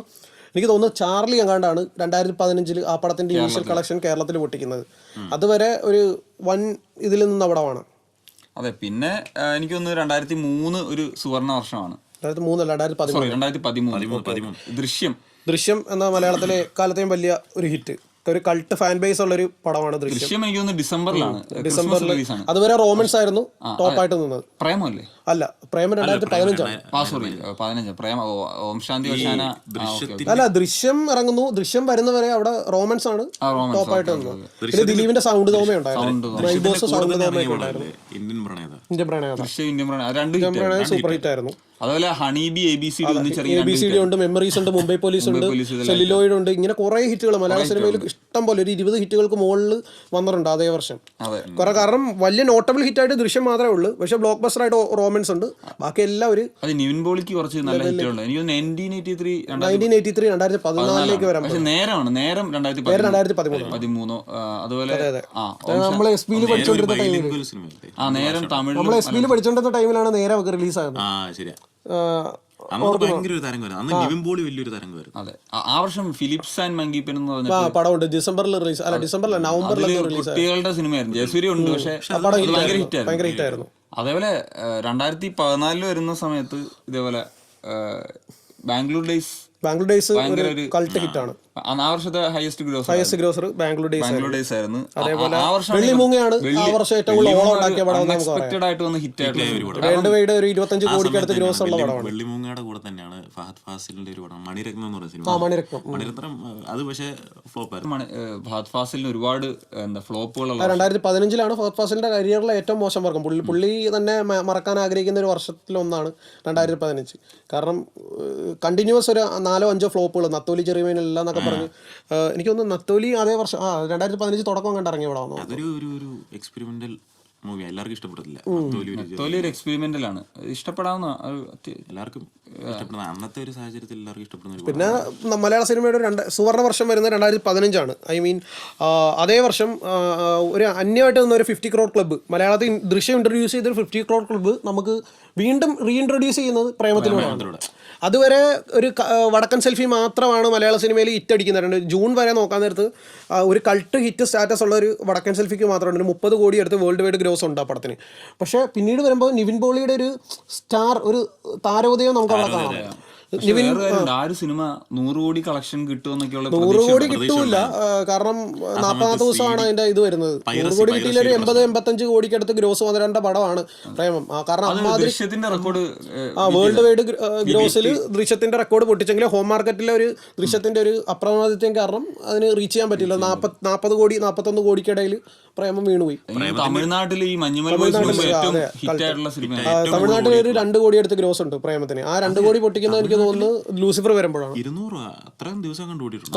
200 ദിവസത്തിന് മുകളിൽ റണ്ണുണ്ട്. എനിക്ക് തോന്നുന്നു മലയാളത്തിൽ ഏറ്റവും റണ്ണുള്ള ഒരു പടമാണ് തമിഴ്നാട്ടിൽ ഒരു മലയാളം പടമാണ്. പിന്നെ മമ്മൂട്ടിക്ക് ഭാസ്കർ റാസ്കല് മാത്രമാണ്, അതൊരു വലിയ ഹിറ്റ് ഒന്നും അല്ല. പിന്നെ മോഹൻലാലിന് ലോ അത് വലിയ ഹിറ്റ് അല്ല. അത് ഭയങ്കര ഹൈപ്പോടെ വന്നൊരു പടം. പിന്നെ ആ വർഷത്തെ star of the year Nivin പോളിയും പൃഥ്വിരാജ്. ദിലീപിന് 50 കോടി ഉണ്ട്, പൃഥ്വിരാജിന് ഒരു എന്നിന്റെ മൊയ്തീനുണ്ട്, അതേപോലെ തന്നെ അമറക് ബ്രന്തോണി 240 കോടി. അനാർക്കലി. അപ്പം 3 50 കോടി ചിത്രങ്ങളാണ് അതേ വർഷം വന്നിരിക്കുന്നത്. അതായത് പ്രേമമുണ്ട്, എന്നിന്റെ മൊയ്തീനുണ്ട്, അതേപോലെ അമർ 50 കോടി 2 കൺട്രീസ്. ഈ 3 ചിത്രങ്ങൾ 50 കോടി ക്ലബും. പിന്നെ അമറക് ബ്രന്തോണി 40 കോടിയും. ചാർലി, ദുൽഖർ സൽമാന്റെ ഒരു സ്റ്റാർ എന്ന രീതിയിൽ ദുൽഖർ സൽമാൻ വന്ന ചാർലി, ഒരു ഇനീഷ്യൽ റെക്കോർഡൊക്കെ ഇട്ട് വന്ന ചാർലി ആണ് ഒരു 5ാം സ്ഥാനത്ത് നിൽക്കുന്നത്. അതായത് ക്രിസ്മസ് റിലീസ് ആയിരുന്നു ചാർലി. പുള്ളിയുടെ പെർഫോമൻസ് ബെസ്റ്റ് ആക്ടർ ആയിട്ടുള്ള ഒരു പെർഫോമൻസ് ഒക്കെ വന്ന പടമാണ് ചാർലി. വേണമെങ്കിൽ പറയാം ഇപ്പോഴും പുള്ളിയുടെ കരിയർ ബെസ്റ്റ് പെർഫോമൻസ് ചാർലി തന്നെയാണ്. ഇനി നമുക്ക് ഈ 2017 ആണ് എനിക്ക് തോന്നുന്നു മമ്മൂട്ടിക്ക് കുറെ നാളുകൾക്ക് ശേഷം ഒരു വലിയൊരു ഹിറ്റ് കിട്ടുന്നത്. 2016 നമ്മൾ പറഞ്ഞില്ല എപ്പോഴും. 2016 മലയാള സിനിമയുടെ ചരിത്രത്തിലെ ഏറ്റവും വലിയ ഹിറ്റ് പറഞ്ഞ വർഷമാണ് 2016. ദാറ്റ് ഈസ് പുലിമുരുകൻ, ആദ്യത്തെ 100 കോടി പടം. അതായത് ഇന്ന് വരെ മലയാള സിനിമയിൽ ഉണ്ടാക്കാവുന്നതിൻ്റെ മാക്സിമം ഫുട്ഫോൾസും എല്ലാം നേടിയൊരു ഒരു പടമാണ് പുലിമുരുകൻ. ഒപ്പത്തിന്ന് മോഹൻലാൽ ഒരു തിരി കൊളുത്തി അത് പുലിമുരുകനിൽ ചെന്ന് ബ്ലാസ്റ്റ് ചെയ്യുമായിരുന്നു. പക്ഷെ പുലിമുരുകനെ അത് കുറച്ച് നേരത്തെ ഷൂട്ടൊക്കെ തുടങ്ങിയിട്ട് പയ്യെ റിലീസായ പടമാണ്. അതിന്റെ ട്രെയിലർ ആദ്യം ഒരു ഹൈപ്പ് ഉണ്ടായിരുന്നു, പക്ഷെ ട്രെയിലറൊക്കെ ആളുകൾക്ക് ഒരു നെഗറ്റീവ് തോന്നി. പക്ഷെ ഈ സിനിമ ഇറങ്ങിയപ്പോഴത്തേക്കും ഭയങ്കര ഒരു ഹിറ്റ് ആയിട്ട് പോയി. അത് എനിക്കൊന്ന് തെലുങ്കിൽ ഭയങ്കര അത് എന്ന് പറയുന്നത് ഈ പുലിമുരുകന്റെ ഏറ്റവും വലിയ ഇതെന്ന് പറയുന്ന നേരത്ത് നമ്മളെക്കാളും വലിയ മാർക്കറ്റാണല്ലോ തമിഴ് ഇൻഡസ്ട്രിയുടെ. അവിടെ തമിഴ് ഇൻഡസ്ട്രിയിൽ വിജയും അജിത്തും ഇവരുടെ ടോപ്പ് ഗ്രോസേഴ്സ് ആ ടൈമിൽ സ്വന്തം ഇൻഡസ്ട്രി തന്നെ 75-76 കോടി അടുത്തായിരുന്നു. അജിത്തിൻ്റെ വേതാളമാണ് 75 കോടി അടുത്തും, വിജയുടെ തെറി ഏതോ 76 കോടി അടുത്ത് ഗ്രോസും ഉണ്ട്. അപ്പം പിന്നീട് ഈ ഇവരുടെ അതായത് നമ്മുടെ ഒരു 3 കോടി ജനസംഖ്യയുള്ള നമ്മുടെ മാർക്കറ്റിൽ നിന്ന് മോഹൻലാൽ 80 കോടിക്ക് മുകളിൽ കളക്ഷൻ നേടി. അതൊരു ഭയങ്കര അച്ചീവ്മെൻ്റ് ആയിരുന്നു അക്കാലത്ത്. കാരണം 144-145 കോടി എന്ന് പറയുന്ന നേരത്ത് അന്ന് സൗത്ത് ഇന്ത്യൻ സിനിമയിലെ ടോപ്പ് 5-ൽ നിന്നൊരു പടമാണ് പുലിമുരുകൻ. അത് അതിന്റെ ബജറ്റ് ആണെങ്കിൽ തന്നെ 25 കോടി വെറും 25 കോടി ഇറക്കി ആ ഒരു ലെവലിലേക്ക് വന്നു. അത് ഭയങ്കര പ്രത്യേകത ഉണ്ട് ആ പടത്തിന്. അതിന്റെ സ്റ്റണ്ട് ചെയ്തേക്കുന്നത് പീറ്റർ ഹെയിൻ്റെ എനിക്ക് തോന്നുന്നു ആദ്യത്തെ പടമാണെന്ന് തോന്നുന്നു മലയാളത്തിൽ. ഇന്റർനാഷണൽ ക്വാളിറ്റി ഉള്ള ഒരു സ്റ്റണ്ട് അവസാനം പിന്നീട് മലയാളത്തിൽ ചെയ്തിട്ടുണ്ടെങ്കിലും അതിന്റെ ഒരു ബെഞ്ച് ലെവലിൽ വന്നിട്ടില്ല. അത് പുള്ളിയുടെ വേറെ ഏത് സിനിമ എടുത്തു നോക്കിയാലും അങ്ങനെയൊക്കെ തന്നെയാണ്. അതേപോലെ തന്നെ ആ വർഷം നിവിൻ പോളിയുടെ ജേക്കബിന്റെ സ്വർഗരാജ്യം ഉണ്ട്, ആക്ഷൻ ഹീറോ ബിജു ഉണ്ട്, പിന്നെ കട്ടപ്പന ഹൃതിക് റോഷൻ പറയാതിരിക്കാൻ പറ്റത്തില്ല, അതൊരു ഹിറ്റാണ്. പിന്നെ വേറെ വലിയ ഹിറ്റുകളൊന്നും ഇല്ല. പിന്നെ പൃഥ്വിരാജിന്റെ പാവാടയും ദിലീപിന്റെ കിങ്ലറും ഒക്കെയാണ് പിന്നെ കിടക്കുന്നത്. മഹേഷിന്റെ പ്രതികാരം മലയാള സിനിമ ഫാസിലെ ഒരു സ്ഥാനത്തിലേക്ക് കൊണ്ടുവന്ന 2016 മഹേഷിന്റെ പ്രതികാരമുണ്ട്.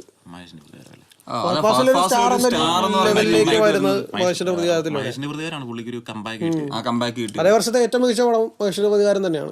ആ വർഷമാണ് പോത്തട്ടൻ ബ്രില്യൻസ് ഉണ്ടാകുന്നത്. പിന്നെ 17 വരാനത്ത് മലയാളത്തിൽ വലിയ ഹിറ്റുകളൊന്നും ഇല്ല. ഏറ്റവും വലിയ ഗ്രോസ് അടിച്ചത് മുന്തിരിവള്ളികളാണ്. പക്ഷെ ആ വർഷം ഏറ്റവും കൂടുതൽ ഗ്രോസ് അടിച്ചിരിക്കുന്ന കേരളത്തിൽ അന്യഭാഷ ചിത്രമാണ്, അത് ബാഹുബലി. എല്ലാവർക്കും അറിയാവുന്ന കാര്യമാണ്. പിന്നെ കിടക്കുന്ന മുന്തിരിവള്ളികൾ, രാമലീല, ഗ്രേറ്റ് ഫാദർ, എസ്ര, ആട് 2 പറയാതിരിക്കാൻ പറ്റത്തില്ല. ആട് 2 വലിയ ഹിറ്റായിരുന്നു. മലയാളത്തിൽ രണ്ടാമത്തെ ഏറ്റവും കളക്ഷൻ കിട്ടിയ, വേൾഡ് വൈഡ് രണ്ടാമത്തെ ഏറ്റവും കളക്ഷൻ കിട്ടിയ, ഈ രാമലീലയെക്കാളും കൂടുതൽ ഗ്രോസ് അടിച്ചിട്ടുണ്ട് വേൾഡ് വൈഡ് ആട് 2. അതേപോലെ രാമലീലയുണ്ട്. ദിലീപിൻ്റെ ആ കേസും കാര്യങ്ങളൊക്കെ നമുക്കറിയാവുന്നതാണ്. അപ്പം ആ ടൈമിൽ ദിലീപിൻ്റെ ഒരു തരംഗമായിരുന്നു രാമലീല. ആ ഒരു സമയത്ത് പുള്ളിയുടെ ആ ഒരു സാഹചര്യത്തിനനുസരിച്ചാണ് തോന്നുന്നത് ഡയലോഗുകളും അതിന്റെ ട്രെയിലറും എല്ലാം എന്ന് പറയാ സത്യം. അങ്ങനെ സത്യം ഇനി പുറത്തു ഞാൻ കുറ്റവാളിയാകണമെന്നൊരു തീരുമാനമുള്ള അങ്ങനത്തെ ഡയലോഗ്, അങ്ങനെ കുറച്ച് ഡയലോഗുകളുണ്ട്. പുള്ളിയുടെ ആ ഒരു സിറ്റുവേഷനെ കണക്ട് ചെയ്യുന്ന ഒരു ട്രെയിലറും വന്നു. പിന്നെ അത് തിയേറ്ററിൽ ഭയങ്കര ഹിറ്റായിരുന്നു. ഭയങ്കര ഒരു അക്സെപ്റ്റൻസ്. അതിന്റെ സച്ചിയാണ്. അത് അരുൺ ഗോപിക്ക് ഡയറക്ട് ചെയ്ത പടമാണ്. അങ്ങനെ ഒരു ഇതുണ്ട്. അരുൺ ഗോപിയുടെ ആദ്യത്തെ പടം ആ വർഷം തന്നെയല്ലേ ഈ നമ്മുടെ കമ്മാര സംഭവം ഇറങ്ങുന്നത്? അല്ല, 2018 കമ്മാര സംഭവം. ഈ വർഷം Angamaly diaries Antony 2017 L J പിയുടെ ഒരു ക്രാഫ്റ്റ് കാണിക്കുന്ന പടം അങ്കമാലിയാന്ന് നമുക്ക് പറയാം. അങ്കമാലി ഏറ്റവും പോപ്പുലർ ആയിട്ടുള്ള ഒരു LJP പടമാണ് ആമേന് ശേഷം. അല്ല, ഡബിൾ ബാരൽ ഉണ്ട്, പക്ഷെ അത് ബോക്സ് ഓഫീസ് ഫ്ലോപ്പാണ്. ആളുകൾക്കിടയിൽ ഒരു ഇത് ഉണ്ടാക്കിയത്, ഒരു ഇംപ്രഷൻ ഉണ്ടാക്കിയത് അങ്കമാലി ഡയറീസ് ആണ്. പിന്നെ ടൊവിനോ എന്ന ഒരു സ്റ്റാർ തുടങ്ങുന്നത് 2017 തൊട്ടാണ്. ഒരു മുൻനിര താരത്തിലേക്ക് വന്നു തുടങ്ങും. മെക്സിക്കൻ അപാരത ഗോദ, ഈ 2 പടങ്ങളും വരുന്നത് 2017. അതുവരെ പുള്ളി ഇതേപോലെ മൊയ്തീനാത്തൊക്കെ ആളുകൾക്ക് ഇഷ്ടപ്പെട്ട ഒരു ക്യാരക്ടർ ആയിരിക്കും അല്ലേ? പൃഥ്വിരാജ് ചെയ്തതിനേക്കാളും കുറച്ചുകൂടെ ബെറ്റർ ആയിട്ട് എല്ലാവർക്കും തോന്നിയിരിക്കുന്നത്. ശരിയാ, ടൊവിനോയ്ക്ക് അന്നൊരു അക്സെപ്റ്റൻസ് കുറച്ച് കൂടുതലാണ്. അപ്പുവേട്ടൻ അപ്പൊ എല്ലാവർക്കും റിലേറ്റ് ചെയ്യാൻ പറ്റുന്ന ഒരു ക്യാരക്ടർ. അതെ അന്നത്തെ വൺ സൈഡില് പുള്ളി. പിന്നെ അതുമല്ല, എനിക്ക് തോന്നുന്നു പൃഥ്വിരാജ് അതിനകത്ത്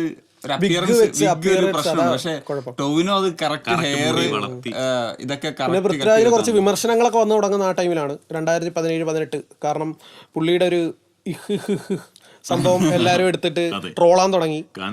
കുറെ പടങ്ങളിൽ പുള്ളിയുടെ ഒരു ഡ്രാമാറ്റിക് ആയിട്ടുള്ള ആക്ടിങ്ങിനെ കുറിച്ച് ആളുകൾ സംസാരിക്കാൻ തുടങ്ങിയത് 2017 ടൈമിലാണ്. എന്നിട്ടും പുള്ളിക്ക് നല്ല പടങ്ങളുണ്ടായിരുന്നു. ആദം ജോണൊക്കെ നല്ല പടങ്ങളായിരുന്നു. ആ കൊല്ലം കഴിഞ്ഞ് അത് കഴിഞ്ഞിട്ടൊരു 4-5 ഹിറ്റ് പുള്ളിക്ക് ഉണ്ടായിരുന്നു. അതായത് ഇത് കഴിഞ്ഞ് അനാർക്കലി 2015 പാവാട വന്നു, ഡാർവിന്റെ വരണം വന്നു, പക്ഷെ എവറേജ് ലെവലിലേക്ക് പോയി, പിന്നെ ഫ്ലോപ്പായി. പിന്നെ ആ പടം വീണു. ഒരു ഫ്ലോപ്പ് ഒന്നും പറയാൻ പറ്റില്ല, ഒരു ആവറേജ് ഒന്നും പറയാൻ പറ്റില്ല.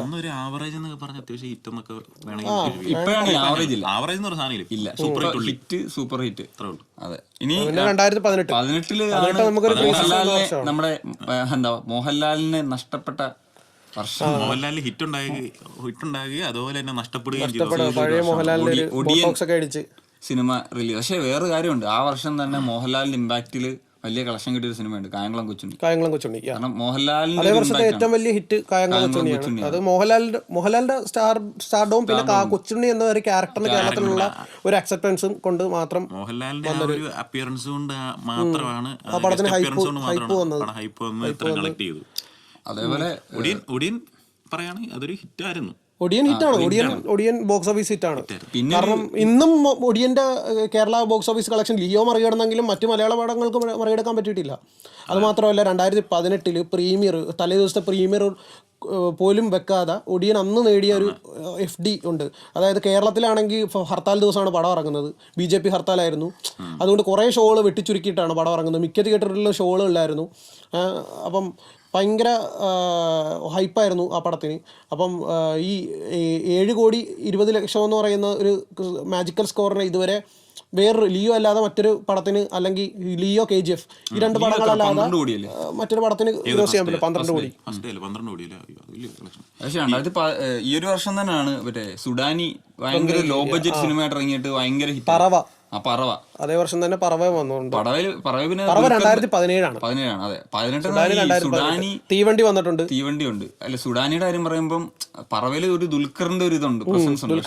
ഇത് ഹീറോ എന്നുള്ള ലെവലിൽ വന്ന അത്രയും ഒരു 27-26 കോടി എടുത്ത് ഗ്രോസ് അടിച്ചിട്ടുള്ള പടമാണ്. ഭയങ്കര ഒരു ഹിറ്റ്. അതും ക്രിട്ടിക്കലി അക്ലൈംഡ് ആയിട്ടുള്ള. പിന്നെ പറയാതിരിക്കാൻ പറ്റത്തില്ല ഞാൻ പ്രകാശൻ, അതേപോലെ വരത്തൻ. ഫഹദ് ഫാസിലിന്റെ ഇയർ ആണ് 2018. ആ വർഷത്തെ star of the year Fahadh Faasil. 50 കോടി അടിച്ച സിനിമയാണ്. അതെ, 50 കോടി എടുത്ത് ഫഹദ് ഫാസിലിന്റെ ആദ്യത്തെ 50 കോടി.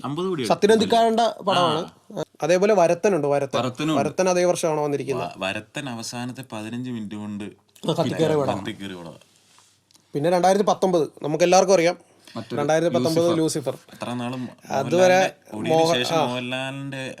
മോഹൻലാൽ എന്നൊരു നടനെ അക്സെപ്റ്റ് ചെയ്യുന്നത് ആളുകൾക്ക് എന്തോ ആ ഒരു രൂപം കൊണ്ടാണോ മലയാള പ്രേക്ഷകർക്ക് മോഹൻലാലിനോട് ഒരു എന്താ പറയുക, ഒരു അകൽച്ച തോന്നി തുടങ്ങിയ ഒരു സമയമായിരുന്നു 2018 ശേഷം.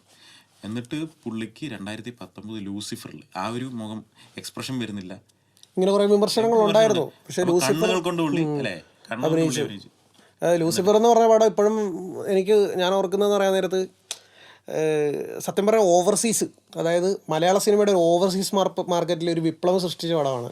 കാരണം നമ്മുടെ ഒരു USA അല്ലെങ്കിൽ വളർന്നുകൊണ്ടിരിക്കുന്ന ഓവർസീസ് മാർക്കറ്റ് ഫുള്ളായിട്ട് യൂസ് ചെയ്ത മാക്സിമം പൊട്ടൻഷ്യലിൽ അന്നത്തെ കാലത്ത് 2019 ആ ഒരു മാർക്കറ്റ് ഫുള്ള് ഏകദേശം 700K അടുത്ത് കളക്ട് ചെയ്തിട്ടുള്ള പടമാണ് ലൂസിഫർ. USA അല്ലെങ്കിൽ കാനഡ, ആ നോർത്ത് അമേരിക്കൻ റീജിയനിൽ നിന്ന് മാത്രം. പിന്നെ അതേപോലെ ഗൾഫ് മാർക്കറ്റിൽ അതേ വർഷം സൽമാൻ്റെ ഹൃതിക് റോഷൻ്റെയൊക്കെ വാറും പിന്നെ അതേപോലെ ഭാരതവും ഒക്കെ ഉണ്ടായിട്ടും അതേ വർഷം ഗൾഫിൽ ഏറ്റവും ടോപ്പായിട്ട് നിന്ന പടം ലൂസിഫറാണ്. ആ വർഷം ഇന്ത്യൻ സിനിമകളിൽ ഗൾഫിൽ ഏറ്റവും കൂടുതൽ ഗ്രോസ് അടിച്ച പടം 38 കോടിക്ക് അടുത്താണ് ഗൾഫിൽ നിന്ന് മാത്രം അടിച്ചിരിക്കുന്നത്. ലൂസിഫർ മറ്റൊരു മോഹൻലാലിന്റെ 100 കോടി ഒരു 100 കോടി പടമാണ്. 128 കോടി കഴിഞ്ഞിട്ട് പിന്നെ ലൂസിഫർ ആണ് 100 കോടി. പിന്നെ ആ വർഷം എനിക്ക് തോന്നുന്നു പിന്നെ തണ്ണീർമത്തൻ ദിനങ്ങൾ നല്ലൊരിതാണ്. പിന്നെ മധുരരാജ് ഉണ്ടായിരുന്നു 38 കോടി അടുത്ത് ഗ്രോസ് ഉണ്ട്. പിന്നെ മധുരരാജ് ഒരു 43-44 കോടി അടുത്ത് ഗ്രോസ് ഉണ്ട്. പിന്നെ കുമ്പളങ്ങിനെ വെച്ച് പറയാതിരിക്കാൻ പറ്റത്തില്ല. കുമ്പളങ്ങി 40 അല്ലേ? കുമ്പളങ്ങി 40 മുകളിലുണ്ട്. പിന്നെ ജല്ലിക്കെട്ട് ഒരു ഹിറ്റാണ്. ഓസ്കാർ എൻട്രി എന്ന് പറയാൻ പറ്റില്ല. ഒരു 7 കോടി അടുത്ത് എന്തോ വന്നുള്ളൂ. പിന്നെ ഡ്രൈവിംഗ് ലൈസൻസ് ഉണ്ട്, ഡ്രൈവിംഗ് ലൈസൻസ് ഹിറ്റാണ് പൃഥ്വിരാജിന്റെ. പിന്നെ അതേപോലെ മാമാങ്കം കളക്ഷൻ അടിച്ചു ഒരു 31 കോടി 32 കോടി കളക്ഷൻ അടിച്ചെങ്കിലും പടം മലയാള സിനിമയിലെ ഏറ്റവും മോശം പടങ്ങളിലൊന്നാണ്. 31 കോടി അടുത്ത് ഗ്രോസ് ഉണ്ട്. പക്ഷെ ഒരു കാര്യമുണ്ട്, മലയാള സിനിമ കണ്ടിരിക്കുന്ന ഏറ്റവും മോശം പടമാണ്. 135 കോടി 100 കോടിയുടെ കേക്ക് മുറിച്ചിട്ടുണ്ടോ? ആണല്ലോ, 135 കോടി ഓൾറെഡി പ്രൊഡ്യൂസർ പറഞ്ഞു. പക്ഷെ 2020 വരുന്ന സമയത്ത് ഹിറ്റുകൾ കുറവാണ്. കാരണം കോവിഡ് ഒരു റീസൺ ആയിരുന്നു. അത് എനിക്ക് തോന്നുന്നു അഞ്ചാം പാതിര ആണ് ഒരു ആദ്യം. അഞ്ചാം പാതിര ഒരു വമ്പൻ ഹിറ്റാണ്. ഷൈലോക്ക് കുറച്ച് ഷൈലോക്ക് ഒരു 35 കോടി അടുത്ത് ഗ്രോസ് അടിച്ചു. പിന്നെ അയ്യപ്പനും കോശി. പിന്നെ അയ്യപ്പനും കോശിയാണ് ആ വർഷത്തെ ഏറ്റവും ബെസ്റ്റ് പടം എന്ന് വേണേ എനിക്ക് പറയാം. പിന്നെ സുരേഷ് ഗോപിയുടെ പിന്നെ ഒരു പടങ്ങളും വന്നിട്ടുണ്ട്. വരണാവശ്യമുണ്ട്, സുരേഷ് ഗോപിയുടെ ഒരു തിരിച്ചുവരവുണ്ട്.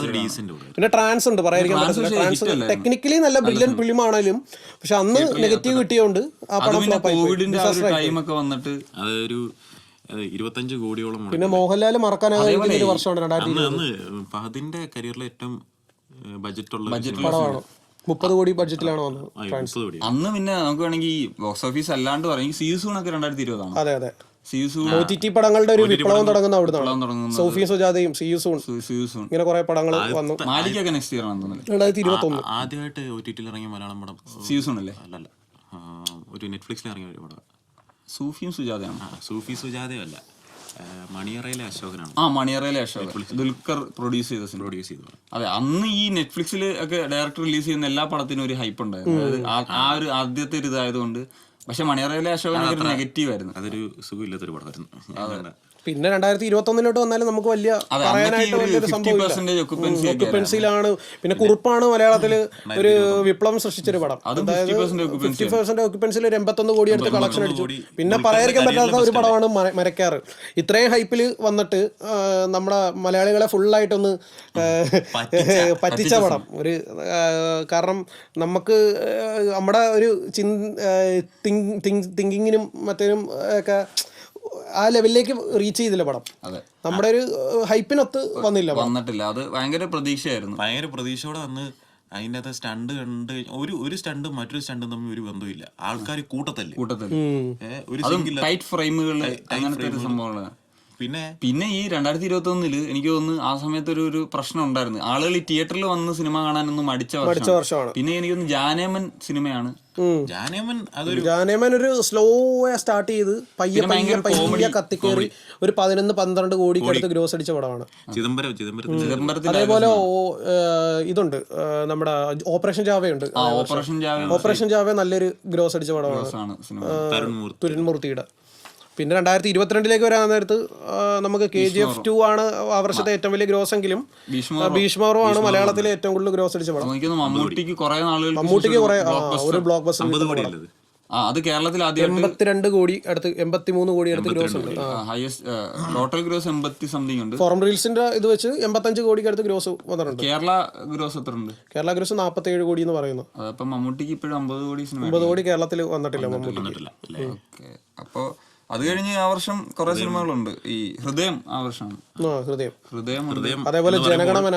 ഹൃദയം എന്ന് പറയുമ്പോൾ എന്താ ഓർമ്മ വരുന്നത്? Cringe festival of Chennai cringe fest അല്ലേ? അത് പക്ഷെ അന്ന് ഭയങ്കര ഒരു യൂത്തിന്റെ ഇടയിൽ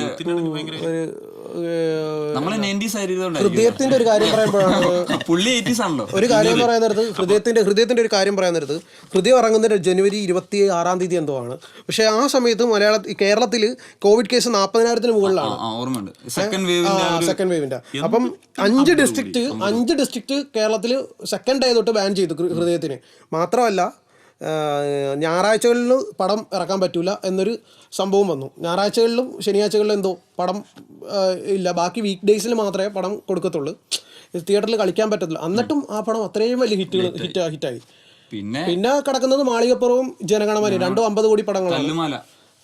തല്ലുമാലയുണ്ട്, കടുവയുണ്ട്. എന്നാത്താൻ കേസ് ഈ തല്ലുമാലയ്ക്കാണ് ഇനിഷ്യൽ കിട്ടിയത്, പക്ഷേ ഫൈനൽ ഗ്രോസ് വന്നപ്പോ എന്നാത്താൻ കേസോട് വെറും 34 കോടിയുള്ളൂ.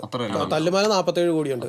അതേപോലെ ആ വർഷത്തെ താരം എന്ന് പറയുന്നത് മമ്മൂട്ടിയാണ്. കാരണം റോഷാക്കുണ്ട്. വേറൊരു സിനിമ ഉണ്ട് മമ്മൂട്ടിക്ക്, ആ ഒരു കരിയർ ഷിഫ്റ്റ് ഉണ്ടാകുന്നത് 2022 ഒരു മാറ്റം, ഈ ഒരു അപ്ഡേഷൻ വന്ന് മമ്മൂട്ടിക്ക്. അത് കഴിഞ്ഞിട്ട് പിന്നെ റൊഷാക്ക് വന്നു, പിന്നെ CBI-5 ആ വർഷമാണെന്ന് തോന്നുന്നല്ലേ. CBI-5 പക്ഷേ നെഗറ്റീവ് റിപ്പോർട്ടാണ് 30 കോടി വേൾഡ് വൈഡ് കളക്ഷൻ കിട്ടിയത്.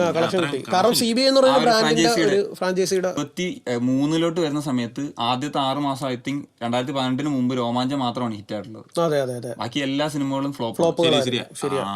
പക്ഷെ അതൊരു കാര്യമുണ്ട്, തിയേറ്ററുകാർ അല്ലെങ്കിൽ പല പ്രൊഡ്യൂസർമാരും ഒക്കെ ഈ റിവ്യൂ ബോംബിങ് എന്നൊക്കെ പറഞ്ഞിട്ട് വലിയൊരു കാര്യം പറഞ്ഞിട്ടുണ്ട്. പക്ഷെ ഇപ്പൊ നമുക്ക് നോക്കുമ്പോൾ മനസ്സിലാകും ഏത് സിനിമ ഇറങ്ങിയാലും നല്ലത് 100 കോടി കളക്ട് ചെയ്യും എന്നുള്ള ലെവലിലോട്ട് എത്തി. അതായത് ഇപ്പൊ അങ്ങനെ കോവിഡിനൊക്കെ കുറെ ഷൂട്ട് ചെയ്ത് അല്ലെങ്കിൽ അന്നൊക്കെ ആലോചിച്ച കുറെ കെട്ടിക്കിടന്ന കഥകളൊക്കെ ഇപ്പം തീർന്നു, ഇപ്പം എല്ലാം പുതിയ ഫ്രഷ് സിനിമകൾ വരുന്നു എന്നുള്ള ഒരു ഫീലിംഗ് ഉണ്ട്. അതാണ് 2023 ബോക്സ് ഓഫീസ് പറയുവാണെങ്കിൽ 2018 അതേ വർഷം ഏറ്റവും വലിയ ഇൻഡസ്ട്രി ഹിറ്റ് ആണ്. ഒരു 89 കോടി കേരളത്തിൽ നിന്ന് ഗ്രോസ് അടിച്ചു. 175 കോടി വേൾഡ് വൈഡ് ഫൈനൽ ഇട്ട പടമാണ്. ആദ്യത്തെ 150 കോടി അടിച്ചാണ് എനിക്കൊന്ന് പെട്ടെന്ന് ആയിരിക്കാം. അതിനുശേഷം എനിക്കൊന്ന് RDX നേരുണ്ട്, നേര് അവസാനം RDX ആണ് പിന്നെ ഒരു ഹിറ്റായിട്ട് വന്നത്. പിന്നെ ഗരുഡൻ ഒരു ഹിറ്റായിരുന്നു. പിന്നെ മമ്മൂട്ടിക്ക് ഒരു ഹിറ്റ് ഉണ്ട്, കണ്ണൂർ സ്കോഡ് നല്ലൊരു 80 കോടി അടുത്ത് ഗ്രോസ് അടിച്ചു. കണ്ണൂർ സ്കോഡ് പറഞ്ഞ പോലെ ഒരു 380 കോടി പടങ്ങളും ഉണ്ട്, ഒരു 100 കോടിക്ക് മുകളിൽ 170 കോടി പടവും ഉണ്ട്. അതേപോലെ ഇനിയിപ്പോൾ ഉള്ള അടുത്തെന്ന് പറഞ്ഞാൽ നമുക്ക് സ്റ്റാറുകൾ ജനിച്ചെന്ന് പറഞ്ഞാൽ സ്റ്റാറുകൾ ഉണ്ടായ വർഷം, നടന്മാർ സ്റ്റാറുകൾ എന്ന് പറയുന്ന പദവിയിൽ എത്തിയ വർഷം. അതായത് ആദ്യം എടുത്ത് പറയേണ്ടത് 93 സുരേഷ് ഗോപി ഏകലവ്യൻ സിനിമ കഴിഞ്ഞ ഏകലവ്യനിലൂടെ സുരേഷ് ഗോപി ഒരു സൂപ്പർ സ്റ്റാറായി. പിന്നെ മേലെപ്പറമ്പിൽ ആൺവീടിലൂടെ ജയറാം ഒരു ടോപ്പ് സ്റ്റാറിലേക്ക് വന്ന്. രണ്ടുപേരും ഒരേ വർഷമാണല്ലേ, ഒരേ വർഷം. പിന്നെ ഒരു ന്യൂകമർ 97 കുഞ്ചാക്കോവൻ ന്യൂകമർ എന്ന രീതിയിൽ ഭയങ്കര ഒരു ഓളം ഉണ്ടാക്കി. പിന്നെ 2002 ദിലീപ് ഒരു സൂപ്പർ താരം എന്ന രീതിയിൽ പഞ്ചാബി ഹൗസിൽ ദിലീപ് ഒരു സ്റ്റാർ ആയിട്ടില്ല. ദിലീപ് ഒരു സ്റ്റാർ അല്ലെങ്കിൽ ഒരു ജനപ്രിയ നായകൻ എന്നൊരു ടൈറ്റിൽ പുള്ളിക്ക് കിട്ടുന്ന 2002 അത് പഞ്ചാബി ഹൗസ് ദിലീപിന്റെ ഷോൾഡർ മാത്രമല്ലായിരുന്നു, വേറെ ഈ കുഞ്ചാക്കോ ബോബൻ ആ ഒരു അനിയത്തിപ്രാവ് എന്നുള്ള ഒരു സംഭവം കൊണ്ടാണ് അത്രയും ഒരു പിന്നീട് വന്ന് പുള്ളി ഇതുണ്ടായിരുന്നു. പക്ഷെ ദിലീപിന്റെ എനിക്ക് തോന്നുന്ന ആ ഒരു സ്റ്റാർഡപ്പം മീശമാധവൻ 2002 അതിന് കണ്ടിന്യൂസ് ആയിട്ട് മലയാള സിനിമയ്ക്ക് പ്രതിസന്ധി ഉണ്ടായപ്പോഴും ദിലീപായിരുന്നു. കാരണം കുഞ്ഞിക്കൂനൻ, കല്യാണരാമൻ, CID മൂസ, അങ്ങനെ കുറെ റൺവേ ഇങ്ങനെയൊക്കെയുള്ള കുറെ സിനിമകൾ, ലയൺ, കുറെ സിനിമകളുണ്ട്. അപ്പൊ പിന്നെ നമുക്ക് കൂടുതൽ സംസാരിക്കാം, അത് നമുക്ക് അടുത്ത സ്റ്റാറിനെ കുറിച്ച് സംസാരിക്കാം. പിന്നുള്ളത് നമ്മുടെ ദിലീപ്, പിന്നെ കഴിഞ്ഞ് പിന്നെ ഒരു സ്റ്റാർ വരുന്ന പൃഥ്വിരാജ് 2009 പുതിയ മുഖത്തിലൂടെ പൃഥ്വിരാജ് ഒരു സ്റ്റാറായി. പിന്നെ 2015 നിവിൻ പോളി ഒരു പ്രേമത്തിലൂടെ ഒരു വിപ്ലവം ഉണ്ടാക്കി. അതിന് തൊട്ട് പുറകെ ചെയ്തിട്ടില്ല. നിവിൻ പോളി ഏകദേശം ഫീൽഡ് ഔട്ടിന്റെ വക്കില് തിരിച്ചു വരാൻ പുള്ളിയുടെ അഭിനയത്തിൽ ഒരു മാജിക് ഉണ്ട്. പുള്ളിയുടെ സ്ട്രോങ് പോയിന്റിൽ ഒരു സിനിമ ഇറക്കി കഴിഞ്ഞാൽ പുള്ളി പിന്നെ 2015 തന്നെ ദുൽഖറുണ്ട്. ചാർലിയിലൂടെ 15 ഡിസംബറിൽ ആണ് ചാർലി വരുന്നത്, ദുൽഖർ വരുന്നുണ്ട്. പിന്നെ 2016 മഹേഷിന്റെ പ്രയോഗത്തിലുള്ള ഫഹദ് ഒരു മുൻനിര താരത്തിലേക്ക് വന്നുകൊണ്ടിരിക്കുക. ഒരു യൂത്തന്മാരിൽ ഒരു മുൻനിര താരത്തിലേക്ക് ഫഹദ് വന്നതാണ്.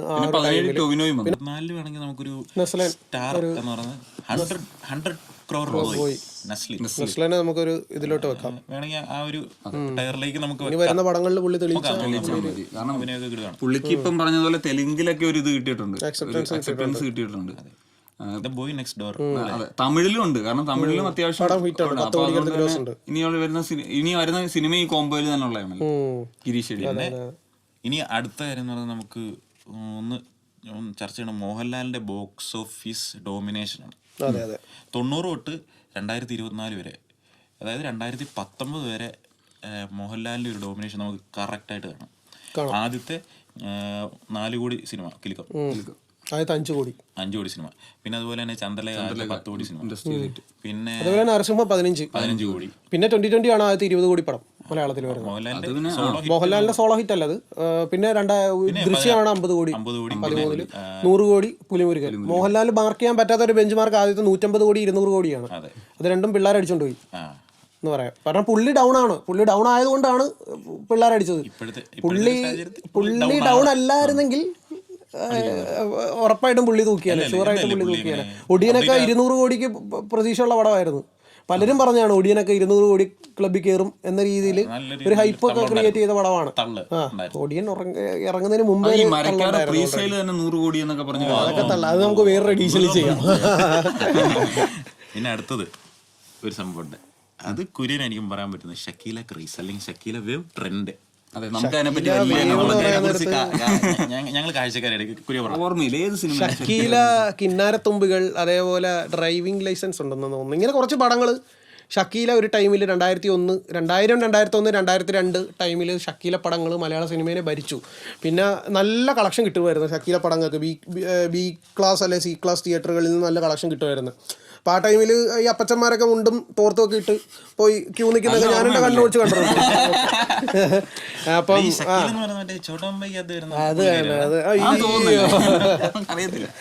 അപ്പം ഇങ്ങനെ ഷക്കീല തരംഗം വന്ന് നിൽക്കുമ്പോഴാണ് മീശമാധവൻ പോലൊരു ഹിറ്റ് മലയാള സിനിമയ്ക്ക് കിട്ടുന്നത്. എനിക്ക് സൂപ്പർ സ്റ്റാർസ് ഡൗൺ ആയിരുന്ന സമയത്താണ് ഷക്കീലയുടെ ഒരു സിനിമ രാക്ഷസ രാജാവും രാവണപ്രഭുവിന്റെയും കൂടെ എന്തോ ഇറങ്ങി, രാക്ഷസരാങ്ങി എന്തോന്ന് പറഞ്ഞ് ഇറങ്ങിയിട്ട് ആ പടം മമ്മൂട്ടിയുടെ ഒരു പ്രമുഖ നടന്റെ പടത്തിന്റെ കൂടെ എന്തോ റിലീസായി. എന്നിട്ട് ആ പ്രമുഖ നടന്റെ പടത്തിന് കയറുന്നതിനേക്കാളുള്ള ആൾക്കാർ ഈ നടിയുടെ പടത്തിന് കയറി. ടിക്കറ്റ് മാറി കയറിയായിരിക്കും. ആയിരിക്കാം, പേര് മാറിപ്പോയതായിരിക്കും, രാജ്ഞി രാജാവും തമ്മിൽ മാറിപ്പോയതായിരിക്കാം.